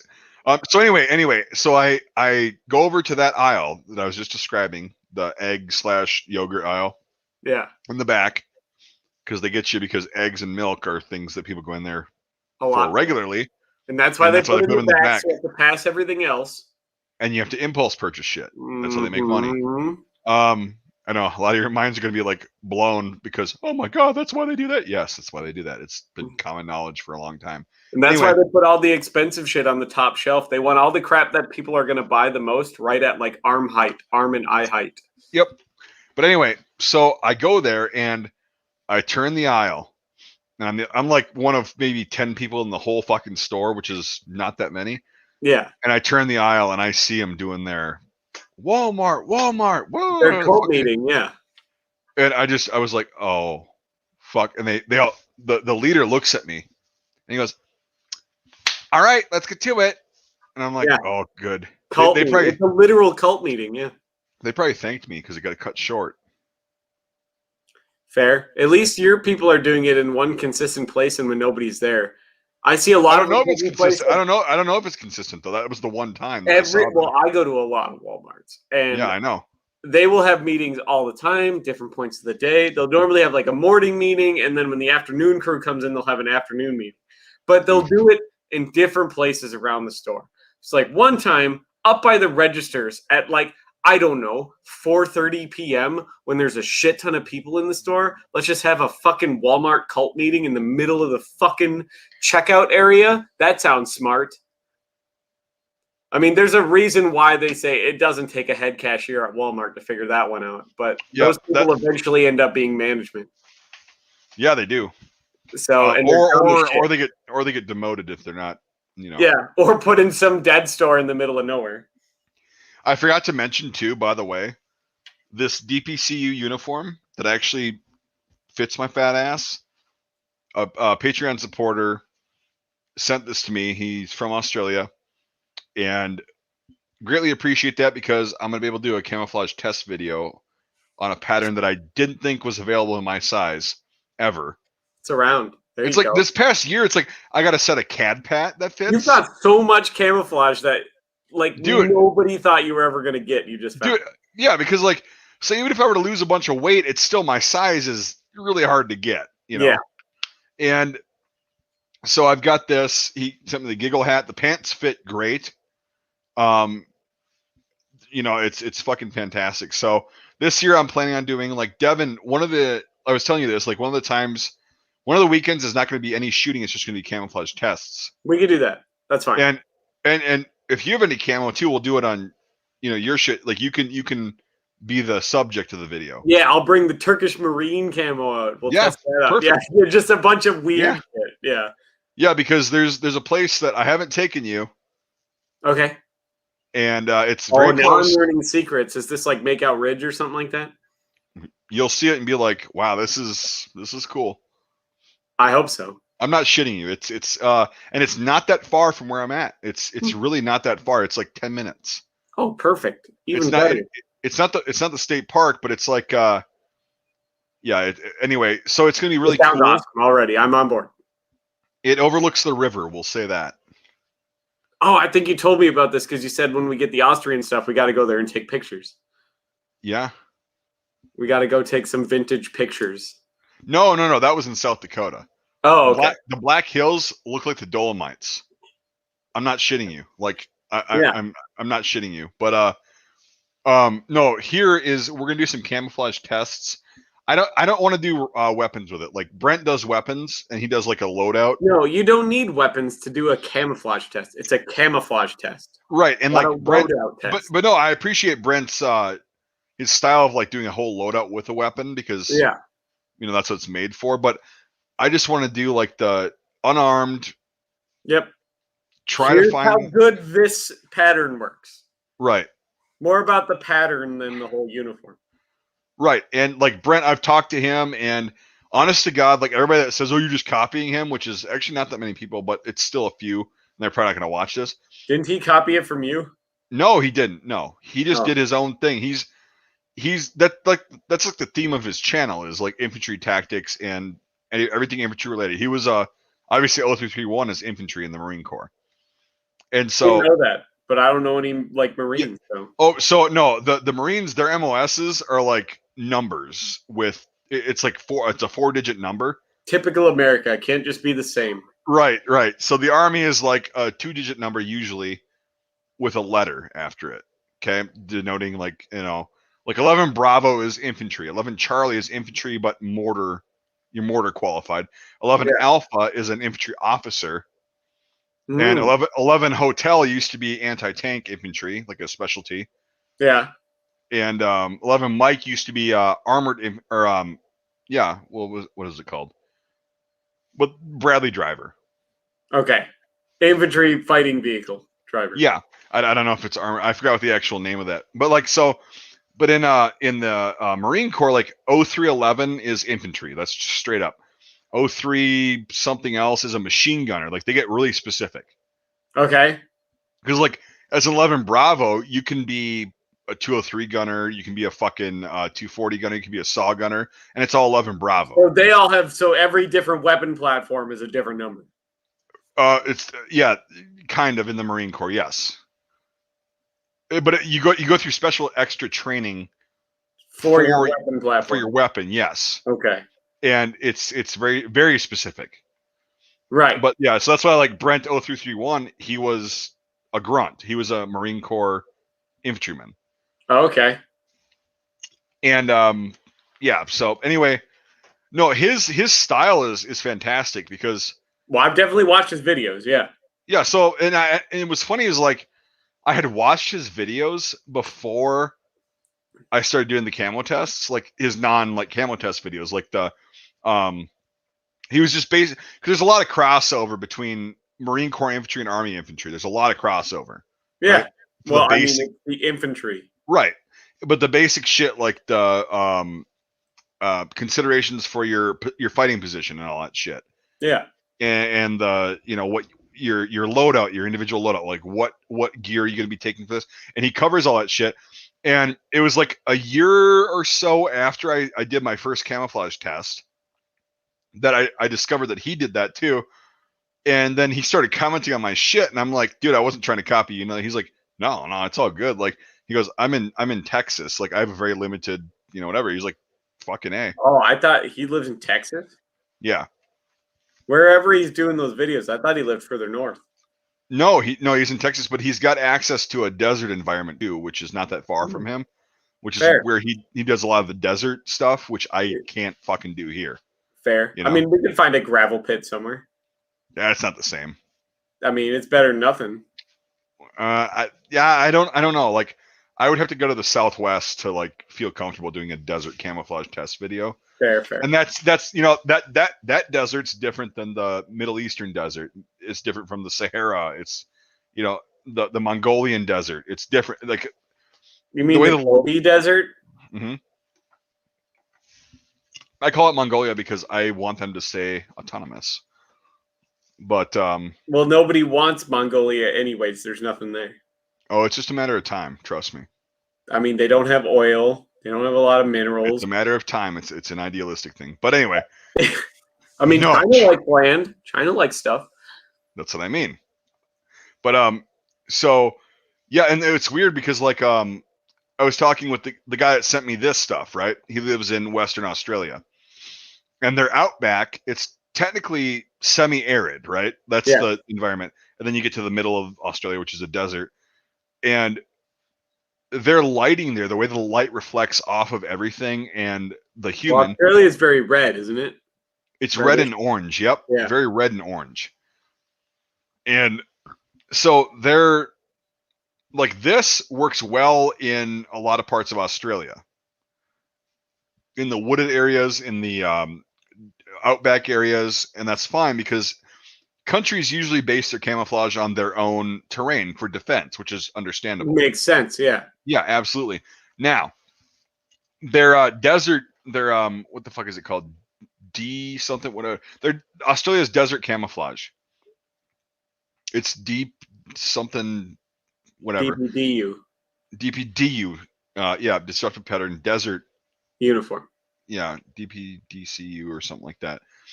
That actually, when I was in Iraq, I saw them wearing that, and it worked pretty well because they have grays in there. Well, they also have 4 versions of it. Well, okay, but like, I didn't know. And all 4 versions were issued in both Iraq and Afghanistan. Right, so I don't know what the fuck I saw, but like, it had that light gray like Saudi Arabia uses for their border guards. And that is a color. So pink and gray. They put a lot of pink in theirs too, yeah. Right. Pink and gray are surprisingly really good desert colors. Well, ACU should have been the best then. UCP.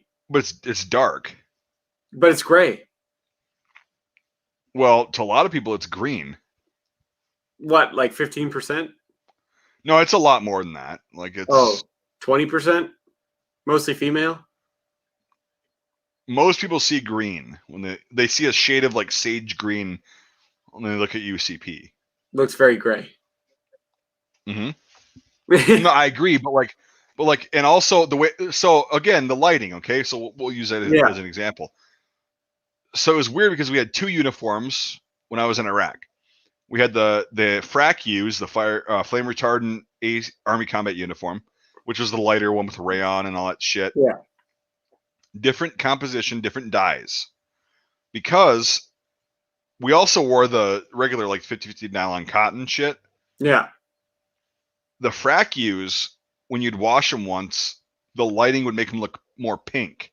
Yeah, they fade a lot more. Yep. And they get lighter colored and they get pink, which worked better. And the regular, the 50-50 nylon cotton was blue. Like, to me, it looked blue. With the lighting, it was like I could see that, though, yeah. A bright dark blue overall. I can see that.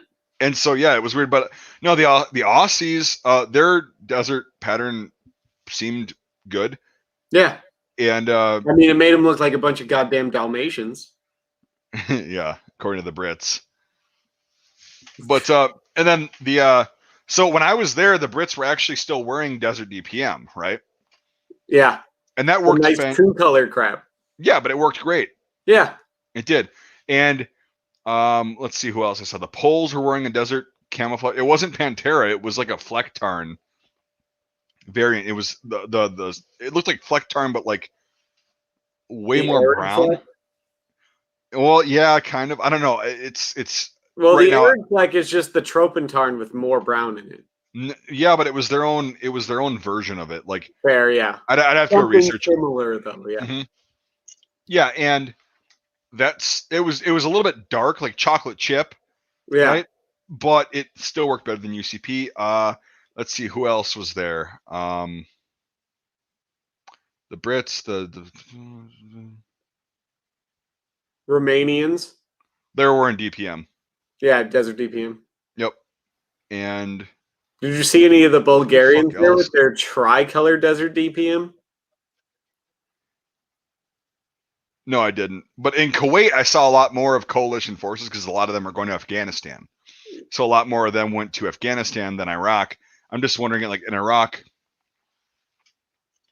yeah, because like, so I did see, I saw Wüstentarn, the German pattern. I saw that in Texas before when we were doing like our pre-mobilization like training. Yeah. And that in the Texas desert worked okay. It was a little bit light, which is weird. Yeah. It's more like it's more is pink. A very bright tan they use as the base color for that. Right. And it was more down there was more pinkish kind of orange. Yeah. And it worked okay though. It worked better than UCP. Weird. Well, And I mean, they should have just put green and brown in it. Who would have thought that? But in Kuwait, which is literally like, yeah, I know. It's what you think of it when you think of desert, rolling sand dunes. It's literally like, I wish I still had my fucking pictures. I wish I could find that hard drive. I got like 25% of my pictures. Yeah, it's somewhere, maybe in a pit somewhere, rotting away. But so Kuwait is literally sand in the sky. And so there, though, I saw Swedes were in their M90 desert. That worked well. The Danes with their M2004 worked great. Germans worked pretty well because it was lighter there. Who else did I see in Kuwait? Singaporeans, they were wearing their woodland shit there though. I didn't understand that. Like it might not have had a desert pattern yet or something. Yeah, I don't know, but it was like a kind of knockoff version of Marpat. I actually have an example here. I'm going to be making a Camouflage the World video on. Perfect. But yeah, Singaporeans were there and they were wearing woodland. And Canadians, right? So Cadpat, Arid. The Arid Cadpat. It again better than UCP. It's all pink. Arid Cadpat's super pink. Yep. And it definitely worked better than UCP. I'm just trying to think now. Aussies, of course. Brits, of course. I already talked about that. You see any of the French there? Nope. With their weird desert camouflage. It's 3-color desert. Dagwe, yeah. Dagwe. Yeah, camo. No, I didn't see any French there. Didn't see Spanish either, which is weird because their desert camo, I would have loved to see that in real life. That's a lot of the same color pattern that Cadpat's got, the desert Cadpat. Right, but it doesn't fade the same. No. And it's a lot darker, yeah. More. Yeah, I just sold the last one, or I shipped out the last one that I had, and that looks like it would work great. Italians. You see any Italians? Oh, yes. Okay, thank you. Yes, in Iraq. I'm just trying to think all the NATO countries you didn't. Yes. UN countries you didn't list. So. A very funny story about the Italian officer that I met that I didn't know was an officer because he had stars, and I didn't know what the fuck that meant at the time. Stars being important. Stars is their Italian fucking army insignia. Yeah. Like on their collar. That's it. Important. And so the Italian, the Vegetato Arid, that was fantastic. That shit worked great. I think that was second to Marpat Desert. Fair. Because Marpat Desert worked the best. Great. Yeah. And 3-color desert, there were some Navy people wearing that. And 3-color desert worked really well, especially when it was faded. Well, I mean, that's literally what it was designed for, was that environment. Yep. But anyway, the Italians. So we were about, I don't know, 15, 20 days out from leaving country, and I was at the PX. New Year's Eve. 2009. I remember this because me and a couple of the other guys went to the PX to get non-alcoholic beer because we were going to have like hey, we made it, we're going home soon. And we were picking out the best shit. And this Italian officer, who I didn't know at the time, so I'll just say Italian soldier, walks up. And he's looking at the same beer. And I recognize the uniform, and I'm like, oh, cool. I'm like, hey, man, you speak English? I was I was being a dick. And not like, that bad, but like, I was like, hey, you speak English, He goes, yeah, I speak English. And I'm like, cool. I'm like, you're Italian. And he goes, yeah. How'd you know that? And I was like, you're wearing Vegetato. And he goes, how do you know what Vegetato is? And I'm like, what you're wearing. Yeah. And I'm like, I'm a camouflage nerd. Like, I love this shit. Yeah. I'm like, I've never seen the desert in real life. Like, this is really, like, I appreciate that. This is great. We're talking about his camouflage frame. He goes, I like it too. I think it's great. It's I can't do the Italian accent, so I won't. But he's like, yeah, I think it's a great pattern. Like, it really looks sexy. And I'm like, you're right. It does look sexy, to be honest. Like, it's a good uniform. And I'm like looking at the stars, and I'm like, I didn't know what the rank on his chest meant, right? And it's like general. Right? No. I looked at him. I was like, so what rank are you, man? And he goes, Lieutenant Colonel. And I lock up, and I'm like, he goes, hey, it's okay. It's okay. We're here. It's New Year's Eve. We're all here buying NA beer. Like, it's all good. Don't worry about it. And I'm like, I did not mean any disrespect. He goes, you identified me as Italian, and you said correctly the pattern that I was wearing. He goes, that's a lot of respect from an American. Yeah. And I'm like, well, okay. I mean, to be fair, Americans, basically any effort at all is right. And so, but he was like really happy that I understood, because we sat there before the rank thing came up, because he was just talking casually to me like a private, on a private. Yeah. And but by the way, I did confirm that he was a lieutenant colonel. I looked at the ranks after I got back to the tent, and I'm like, oh shit. But no, he was just talking to me, and he was like so impressed, and like not impressed really, but like that's the wrong word, but like he was happy that I like knew about the pattern, and I was like, oh my god, man, I love pizza and spaghetti. Right. Right.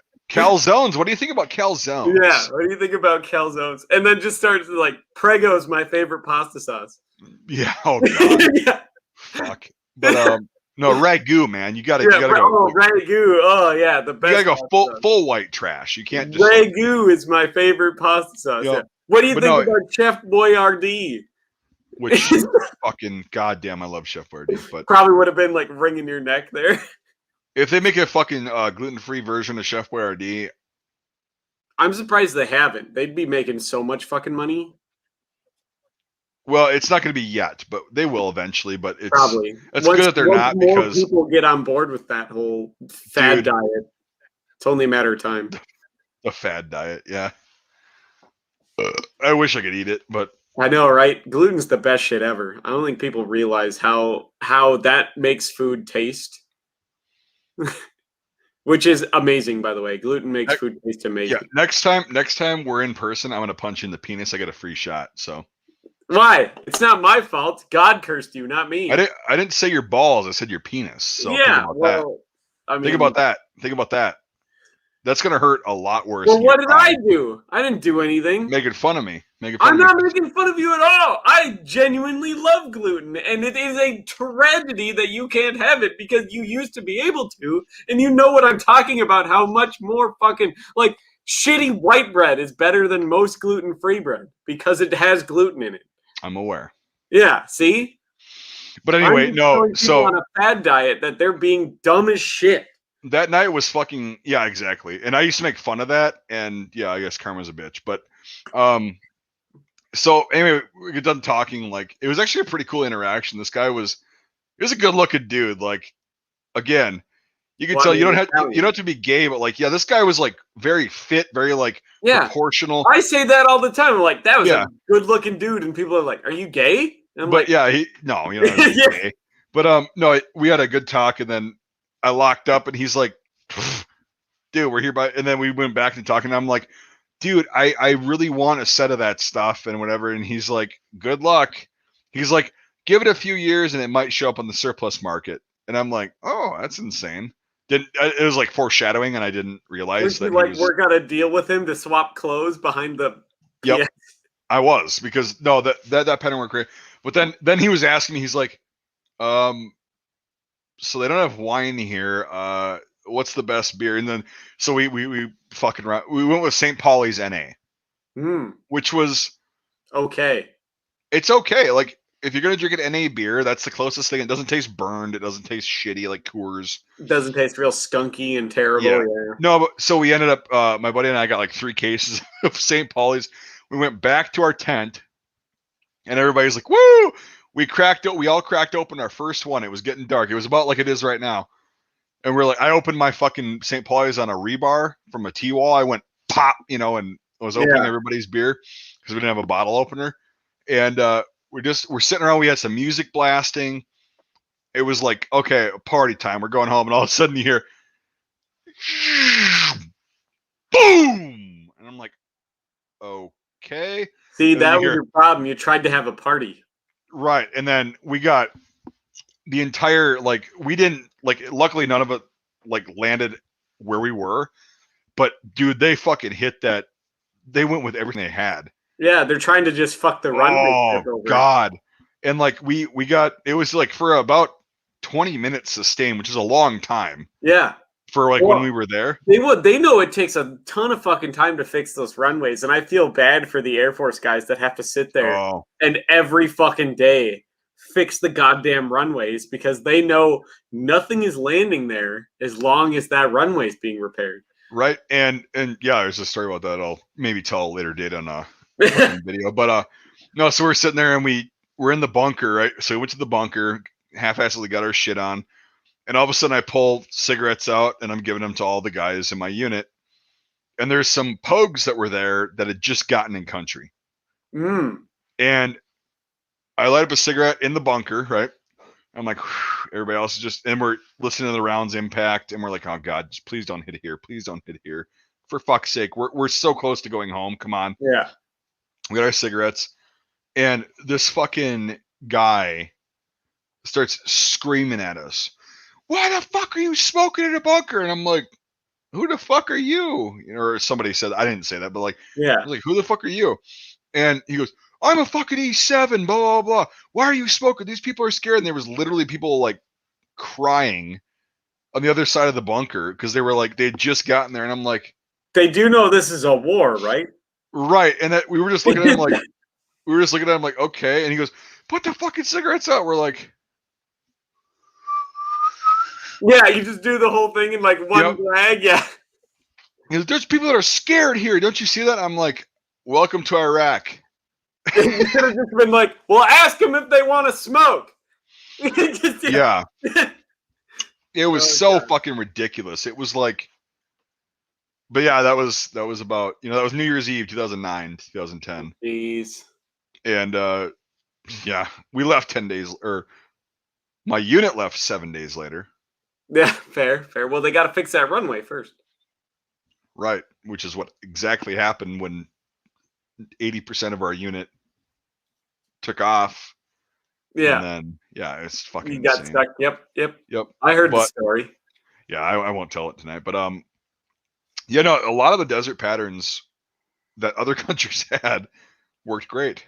Well, it's almost like they know what they're doing. Weird.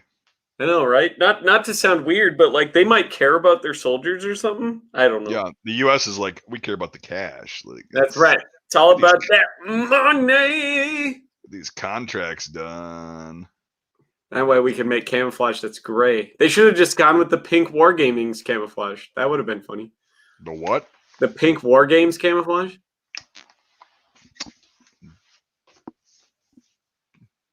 It's M81 Woodland that is 2 shades of pink, white, and black. Huh.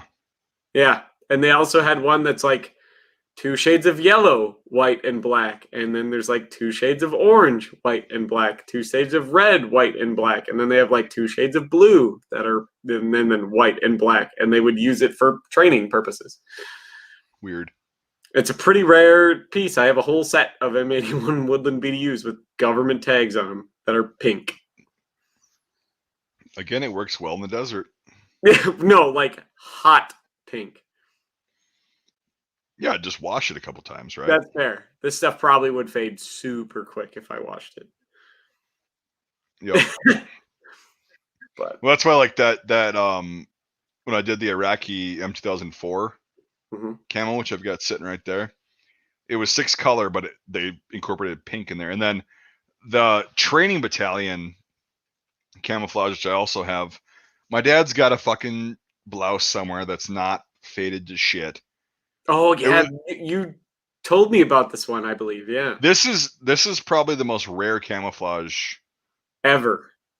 Like it's insane because they burned most of it, and my dad got a message from one of the guys that was going to be burning. He's like, if you want any of this stuff, come up here now and get it. Yeah. And so they did, and my dad got a couple sets of it. And there was one that he got that was brand spanking fucking new. And yeah, it was like, yeah, so we have that, but it's like, yeah, that like teal green aqua color that they use in their helmets in the Iraq-Iran war. Yep. Which also, for whatever reason, works fucking well. It works incredibly, like you said, it's that whole sun light effect where the blue comes through, you know? Yeah, and it's like, and it was like salamander, or sorry, salmon, pink, chocolate chip, khaki, of course, like the base color, a little bit of black in the chocolate chips, and dude, that's like my favorite fucking pattern. Like, that's like aesthetically. the Turkish marine camo you just described. It's got the two kind of teals. It's a very light pink and then black. Right. It works. Yeah, great. I gotta fucking find that blouse that he has, because I got the pants that are unissued. Yeah. But I don't want to make a video on the pants. Camo test it. But he no. So the cool thing is like, I don't know if I showed you, but like, when you come down here next time, the one that's faded, the training battalion, it's still got the platoon number on the epaulet. Ooh. So who wore it? No idea. Some Iraqi army trainee. And you're gonna do a video and some guy's gonna be like, "Hey, that's my shirt." It's probably dead at this point. Probably, yeah. Not gonna lie. Well, that's an unfortunate truth, but yeah. But from what is the real question? Who knows? But yeah, it's that's a really sweet pattern. I fucking love that. But yeah, desert camouflage. That's why I think the 3-color is the best, because it's so simple. Yeah. And it works well in different lighting, and it's like, well, it works in most deserts. Yeah, it's almost like deserts don't have a lot of shit going on in them. Who would have thought? But the lighting, though, is what I'm talking about. Yeah. Like, because the lighting, again, in the Southwest U.S., the lighting is different than it is in Kuwait, than it is in Saudi Arabia, than it is in Iraq and Afghanistan and the Gobi Desert and the Sahara. Well, Afghanistan's actually like 70% woodland. Yeah, I know. Their desert, though, has different lighting. True. For sure. So, yeah, it's...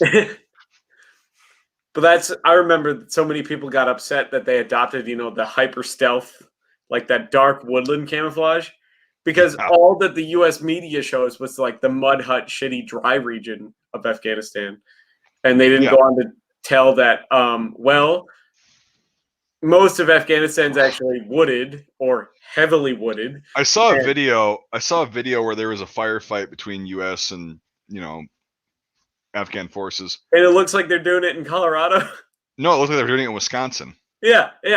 And then most of the A&A operates at night. So it was actually like the perfect camouflage for them. But you see the guys standing at checkpoints down in fucking Kandahar, which is really arid, and they look like a fucking target dummy. They're so dark against the, tan and stuff. But everyone decent looking French and Italian female soldiers. Nope. Eastern Europeans. Yes, the Romanian. There were some Romanian soldiers there when we got there, and yeah. I didn't have any Eastern Romanians, but there's a lot of Poles, a lot of Swedes. They're pretty cool looking. Yeah, the Romanian females that we saw, I swear to God, they were in Desert DPM. I swear to God, they got their uniforms like custom tailored to fit every possible curve of their body, and that's right. And they're also fucking teases. Yeah. Which I'm not gonna spoil it here, but I'll tell a story on Mike's Magical Military Adventures about that Romanians were the best looking women I saw in uniform for soldiers there, and I didn't see a lot of female soldiers, honestly. Like, most of them were US, and it's like, well, when that plane lands back in the U.S., you're going to be a 2 out of 10 versus. Yeah, I was going to say they're going to look like a dump truck. Yeah. Yep. But no, the Romanian female soldiers, that was insane. I'm like, really? Like, really? Well, I mean, that's how a lot of it is. People in Russia, you're either born hideous, right, and you just stay hideous your whole life, or you're like super, super attractive until you turn 50, and then you turn hideous. Right, and these soldiers were in their early 20s, and it's like, yep. Nice. Yeah. They also had the wit about them, and it was like, oh god. Came down with the thickness. I see. Oh yeah. The thickness, yeah. Well, no, my buddy was yeah. Anyway, I'll tell that story on a separate video, like that, because that's worth charging for, because it was an experience. I just had I had a bit more restraint than he did. Oh, fair. And he got totally just. I mean, just yeah, it was fucking hilarious. And I watched the whole thing happen. Like, it was just fucking great. And but yeah, I mean, like, yeah, again, most of the coalition forces that I saw were male. Yeah, well, I mean, that's normally who participates in, military fighting is men historically since the beginning of time. Right. So, but yeah, and what's funny is too is like, so there were some local Iraqi interpreters that were female. Yeah. And they were up there too on the scale. Like, I mean, we're talking. Turns out people are only hideous in America, Mike. Sorry. Right, but I need to see what they look like now. But like, well, they're probably dead. But they wore like really, really strong, like, perfume, I guess. But it was like a spice mix. Yeah, the frankincense crap. And it was weird because they smelled like onions heavily. Like heavily. Yeah. And I'm like, what is it, like some weird, thing that just I'm smelling? Are you sure it's not like what the Somalis do? And it's all that, like, well, for one, they wear a shit ton of cologne and perfume, but then it's that mix with the incense they burn, and so it gets that. No, this was different. Almost oniony smell. Yeah, I don't know. It was weird, but like they were like appearance wise, it was like solid 9 out of 10. Nice. Solid 9, and I'm like, wow. Nice. Okay. So fair. Yeah, there's like really attractive women everywhere in the world. And you just gotta look for them. Come across them. I mean, anyone can look for them. It's scoring is the hard part. Right. I never tried, honestly. Like, I never tried. I mean, at what point do you go, that's way out of my league, it's not even worth it? Right. It's like the situation you're in. It's like, yes, fucking, yeah, no way.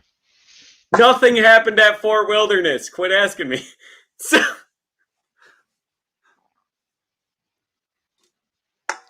Is that a Canadian fucking?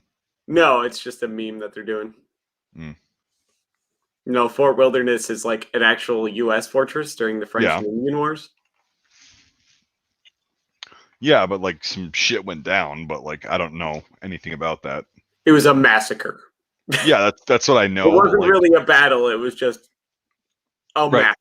I know the very macro, like it was fucked. It was whatever, but that's it. So. Yeah, it was the first thing the U.S. government really heavily buried from the populace. Weird. I know, right? The tradition carries on. Start a fucking trend, yeah. But like it got to the point where like there was like journalists and stuff back in the day, like after the French and Indian War, that really went out of their way to try to track down people that were there to learn about it. And it was like a thing where they're like, no, nobody's ever going to really know. The blue camo was not crap. And here's why. It was not designed to be camouflage. It was designed to hide oil and grease stains. That's true. And it's also all the major boat colors. Right. It's a Navy working uniform. It's not the Navy's combat uniform. True. And it also used to have this thing where if you fell in seawater, it would turn orange, but they got rid of that because. Right. And so did that not replace the denims and the blue shirt? It was designed to replace the denims. And here's the cool thing. It's literally denim. It's just not 100% cotton anymore, but the later denims weren't 100% cotton anyways. Right. And I think, like, I don't know, you're in the Navy. I think tradition should stand more in the Navy than any other branch. Anywhere else. I mean, they're a very superstitious, traditional lot, historically. Well, I mean, but think about it. Like, so we all give the Navy a lot of shit, but like, You're out on a fucking boat, on a vessel in the middle of the ocean. Yeah. Something goes wrong, you're fucked. Yeah. You're done. Well, not if you're camouflaged. They won't see you. If you're wearing your camouflage on the boat, they won't see you. No, I'm saying, yeah, I get that. But like, you know what I'm saying? Like a big storm and you flip your fucking boat. I don't care how fast the U.S. Navy reacts. There's going to be a lot of death. Well, there's never like a low amount of death in like, even if a ship like just gets damaged, you're still sealing compartments off to save the ship with fucking people in it. Yep. Lots of people die anytime anything happens in the Navy. Yeah, and it's like, so like, I mean, right now the Navy's very powerful and they're very coordinated and they got technology, but like, still, I give them credit. Like, I don't know if I could be on a boat that fucking long. I can't either. I get seasick. 5 minutes into it, I'm blowing chunks. Do you really? I'm very seasick, yeah. Oh, that sucks. Yeah, I also like get airsick too. That was one hell of a plane ride over to overseas. So you have motion sickness in general?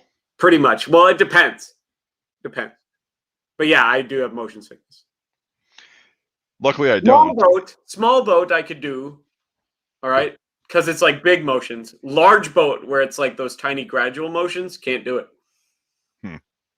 So it's just like when I stop for some reason, like at a railroad crossing, I can't watch the train go by. I'll get sick. Yeah, so you do have motion sickness. Yeah. So like there's certain a lot of people do. A lot of people. And like if I'm drinking, not that I should say you should drink and drive, but like, you know, you get a few drinks in you and you drive home, you know, and it starts to snow and you get that warp speed effect at night, that'll do it too. Yep. I'll be sick. I can't do it. Yeah. So that sucks. Yeah. But it was great. I sit on the plane and they're just like, all right, well, you could go over here by the back of the plane and just spoon with your new buddy the 5-gallon bucket for like 20 hours. Yeah, I don't think we had anybody that was motion sick on the plane that I knew of. Like, well, it's fine until I hit rough air. If we hit like some consistent if it's a little patch, you know, and it passes quick, but if we hit like some consistent rough air for like 5-10 minutes, I'll lose it. I can't. So yeah, that sucks. It's bad, yeah. It's a huge flaw. So I couldn't be in the Navy. I'd be rejected because I get seasick. So right. Which is unfortunate because they have really cool blue camouflage. Most of the fucking Navy, though, isn't on boats nowadays. That's true. They drive a desk. Yeah. So, yeah. Oh, gosh. Or they're pilots because they have more planes than the Air Force does.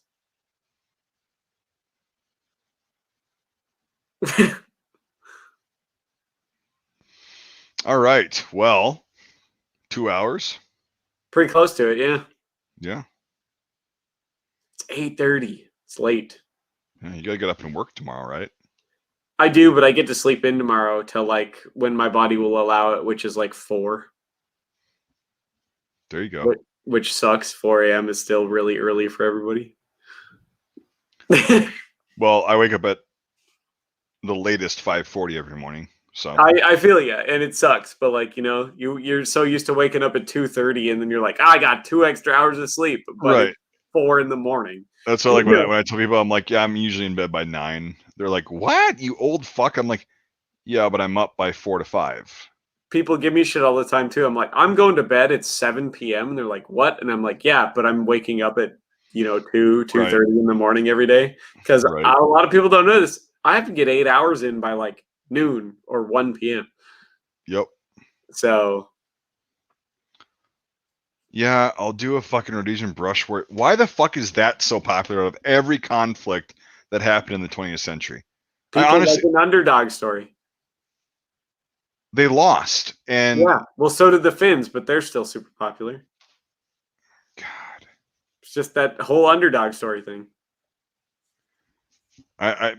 And they had brushstroke and they camouflaged their rifles. Well, so did a bunch of other. So did like literally everybody else in Africa at that time. Right. That's the thing. Like nobody gives a shit about the Congo. That was a clusterfuck. The Congo was way worse than the Rhodesian like bush wars were. By like a shit ton, by like literally hundreds of thousands of people. So yes, I will do a cardio video. I actually have pictures lined up for that. So, and they wore shorts. Yeah.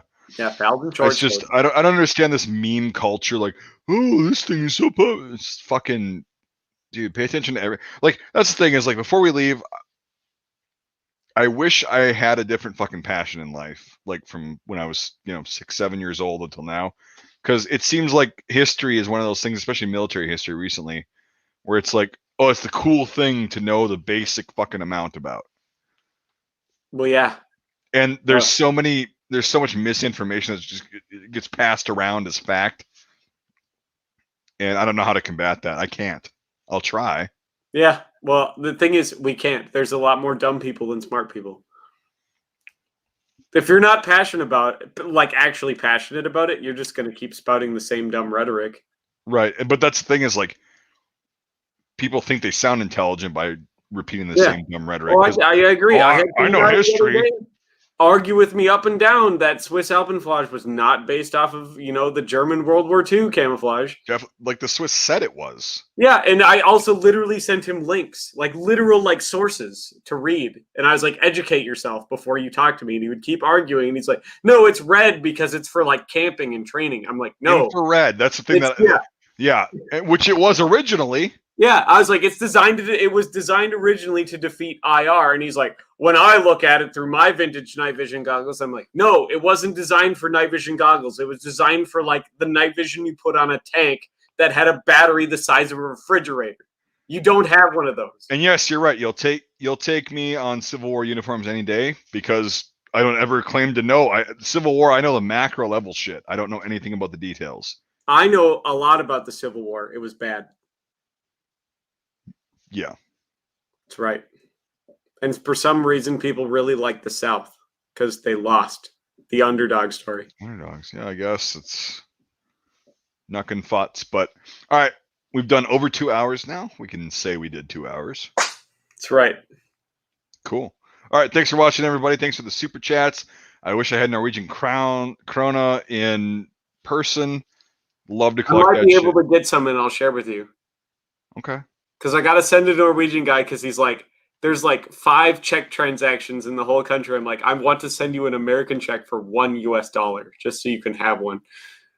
And like frame it up somewhere to be like, I have a check for $1 American. And that's cool. And like I've gotten I exchange, well, not exchange, we didn't do an official transaction. I've gotten Indian rupees for US dollars, like just maybe like $50 overall, and like they sent me $50 worth of rupees with all the different notes and shit. Yeah, I don't know. I like currency. I'm not like a numismatist and all that shit, but I like having different currencies just to have an example. It's just cool to look at. I just like looking at all the designs. And this is worth something. Like this can, this has bought somebody something. This has definitely been traded for sex or drugs at some point. Yep. So that's normally what I think of when I see like that. Like, what kind of sexual favors and or amount of drugs can I get for this level of currency? Bank of International Exchange. Yeah, I could just go there and request all this shit, but it's better to have a story and a background behind how you actually interacted with a human being. I've traded drugs and or sexual favors for this amount of money. No. I'm not a whore like you are. Oh, well, I tell you what, I might not actually be a whore, but I can be bought and sold on just about anything. So, like a whore. And there it is. That's right. Everyone's got a price, Mike. I'm going to go ahead and forward this to Vice really quick, and then... Forward it. Yep. All right, guys. Thanks for watching, everybody. Thanks for the super chats. And we'll probably see you... We usually try to do this Wednesdays or Fridays if you are new. It's not always Wednesday, but usually most Fridays we stream. So for sure. All right, take it easy, guys.